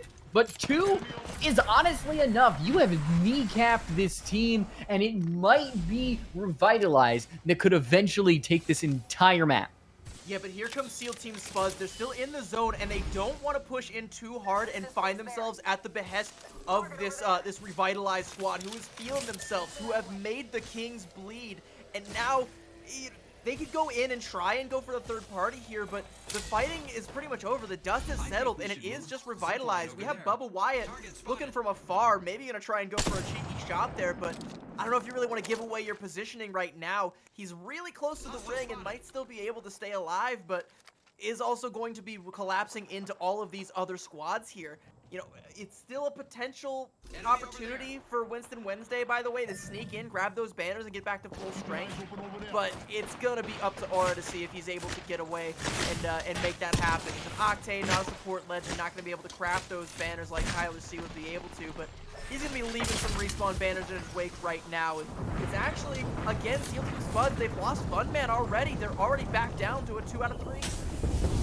Yeah, but this entire match is just kind of it's battered squads, and this is a perfect opportunity for Bubba Wyatt. Takes down Adderall abuser Alex, and that should make 2 other players to try to deal with. Gibraltar takes some damage, but Bubba Wyatt has a great angle. He provides coverage from this other side while you see Revitalized get pinched. This is the perfect opportunity for one of these squads to get a juicy little third-party revitalize. Urge goes down to the ring. And I said they were the champions, and another one goes down to the ring. It's Bubba Wyatt versus Aura. Oh my goodness. Worth it. Yeah. This has been worth everything. Bubba Wyatt, by the way, got to exact his revenge on the squad that killed his friends and took everything from him. With one shot, he threw enough of a wrench into the equation for Revitalize to get just completely wiped, but they did enough damage to SEAL Team Spuds that everyone bled out, and it's all coming down to Bubba Wyatt versus Aura. The underdog Bubba Wyatt versus the juggernaut of the last 4 games, Aura. Doesn't have Smugs to back him up, doesn't have Anima anymore to put in the damage. There's not going to be any second chances, no revives here from anyone. Skirmisher versus Skirmisher, and Bubba Wyatt knows where his prey is. With the size of the ring, this is excruciating because Bubba Wyatt doesn't have the exact angle to shoot. If he wants to take a shot, he needs 100% certainty that the shot will hit, but now they know each other's position. Bubba Wyatt does have a little bit of a disadvantage. It's only a purple shield that is slightly damaged compared to Aura's red shield. Aura has been a player of the night. They've been kill leader multiple times, and Bubba Wyatt should heal up. If Aura really wants to, they could jump on in. The shield is going to get cracked eventually, and now I'm starting to wonder, does Bubba Wyatt have shield bats, have shield cells that they can use? I think he does have some shield cells here, but he might be looking to try and get some more damage with that Evo and maybe pop a bat somewhere. Does Aura, though, know that it is a 1v1 situation? Because Bubba Wyatt saw Aura flying through with the grace of an eagle off of that jump pad and likely knows that it is a 1v1. He's up against a solo. Can Bubba Wyatt, like, maybe do a pufferfish kind of thing here, make himself look bigger to ward off this predator right now? It doesn't seem likely, and also he's not healing for some reason. He definitely should pop some shields, and for whatever reason just doesn't, and Winston Wednesday, against all odds, are going to end up taking their 3rd win of the night. That's 3 out of 5. Undoubtedly, the kings of Tranquility Apex for now. Press 4. Like, you had 5 shield cells. Why? There was a pitch perfect ending storybook. And it just goes down like that? What? It might have been like, kind of a rookie mistake, maybe overconfidence, I'm not sure. Probably thought because he had the longbow, it was just easier for him to hit the shots. And if he had pressured, if he had pressured Aura enough to where he had to go pop a bat himself, then that would have given him enough time to heal up as well. Maybe potentially always fearing that that Octane might just go in, send it full send, take that up close 1v1 duel, knowing that there was no shields, knowing that he had that crack, and it would have been easy. And I think by that point, Aura had to have known that it was just a 1v1 when he'd been in that duel for like a good minute, and he's like, no one else has shot me. It's just been you peeking your silly little head out at me over and over again, and you haven't really done much damage to me. I think I got this. I think I just chill here and, I just win eventually. To be fair, 1v1 against Aura, you don't want to be in that situation. It is essentially taking down a giant, and it would have taken a lot of gumption to get there in the first place, much less win it. But I still think it's a great ending. A 1v1 to have Winston Wednesdays close out the entire night. This has been, it's been a fun night, CB, despite everything, what has conspired. It was just a blast, honestly. It has been a blast, and again, even though it's been silly, it's been plagued by crimes and technical difficulties aplenty left and right. We've run the full gambit of just about every illegal activity and frustrating thing a gamer can have to put up with, server crashes, starting the wrong map. It's all for a good cause. !donate. If you haven't already, toss a couple to Rise Above the Disorder, and thank you very much for Tranquility, for giving us the opportunity to have this fun tonight, and for a good cause, for charity, for everyone's benefit. Thank you all to all of the players very much as well, especially those who stuck around through thick and thin, through all of it, to help give us give us a good show for that last match there. Yes, well, I think CB said it. We thank you all for tuning in. Thank all the players. Thank all the production and staff behind it. We'll see you with event night. I believe the event week continues. I don't know if we have a schedule. I think you might be tuning. All right. Yes, underrepresented minority pugs tomorrow night. I'm going to be there. I'm going to be in it. So if you want to see me get absolutely schmacked on tank, then you will definitely want to be there. Tune in. If you didn't like me, that's a great opportunity to laugh at. So, CV, like I said, it's been a blast. Anything you want to say to tune us out? I mean, I'll just go ahead. And I did find some of the other, event night events that are going to be coming up here. Yeah, we do have that underrepresented minority pug tomorrow. There's also the TXCXX tournament. That's going to be the 1v1 arenas. That's going to be a fun one to watch. 3v3 elimination tournaments. There's Widow 1v1 headshots only. Staff Pug is going to be happening on the 7th. So a lot to look up for. Definitely sign up for some of these events if you haven't already. And continue to donate for a good cause. It's all for charity, and it's all to benefit Rise Above the Disorder, which is a great charity that I think we can all get behind. Because we've all had bad mental health days. This was a good mental health day for me. I got to vent, air some of the things that have been weighing on my chest, talk about my drunk driving problem and my tax evasion addictions with you and with everybody else in chat. I think that is going to indeed do it for us tonight. So I'll be sure to see you guys all tomorrow at those pugs. Take care, have a wonderful night, and thank you guys all so much for coming.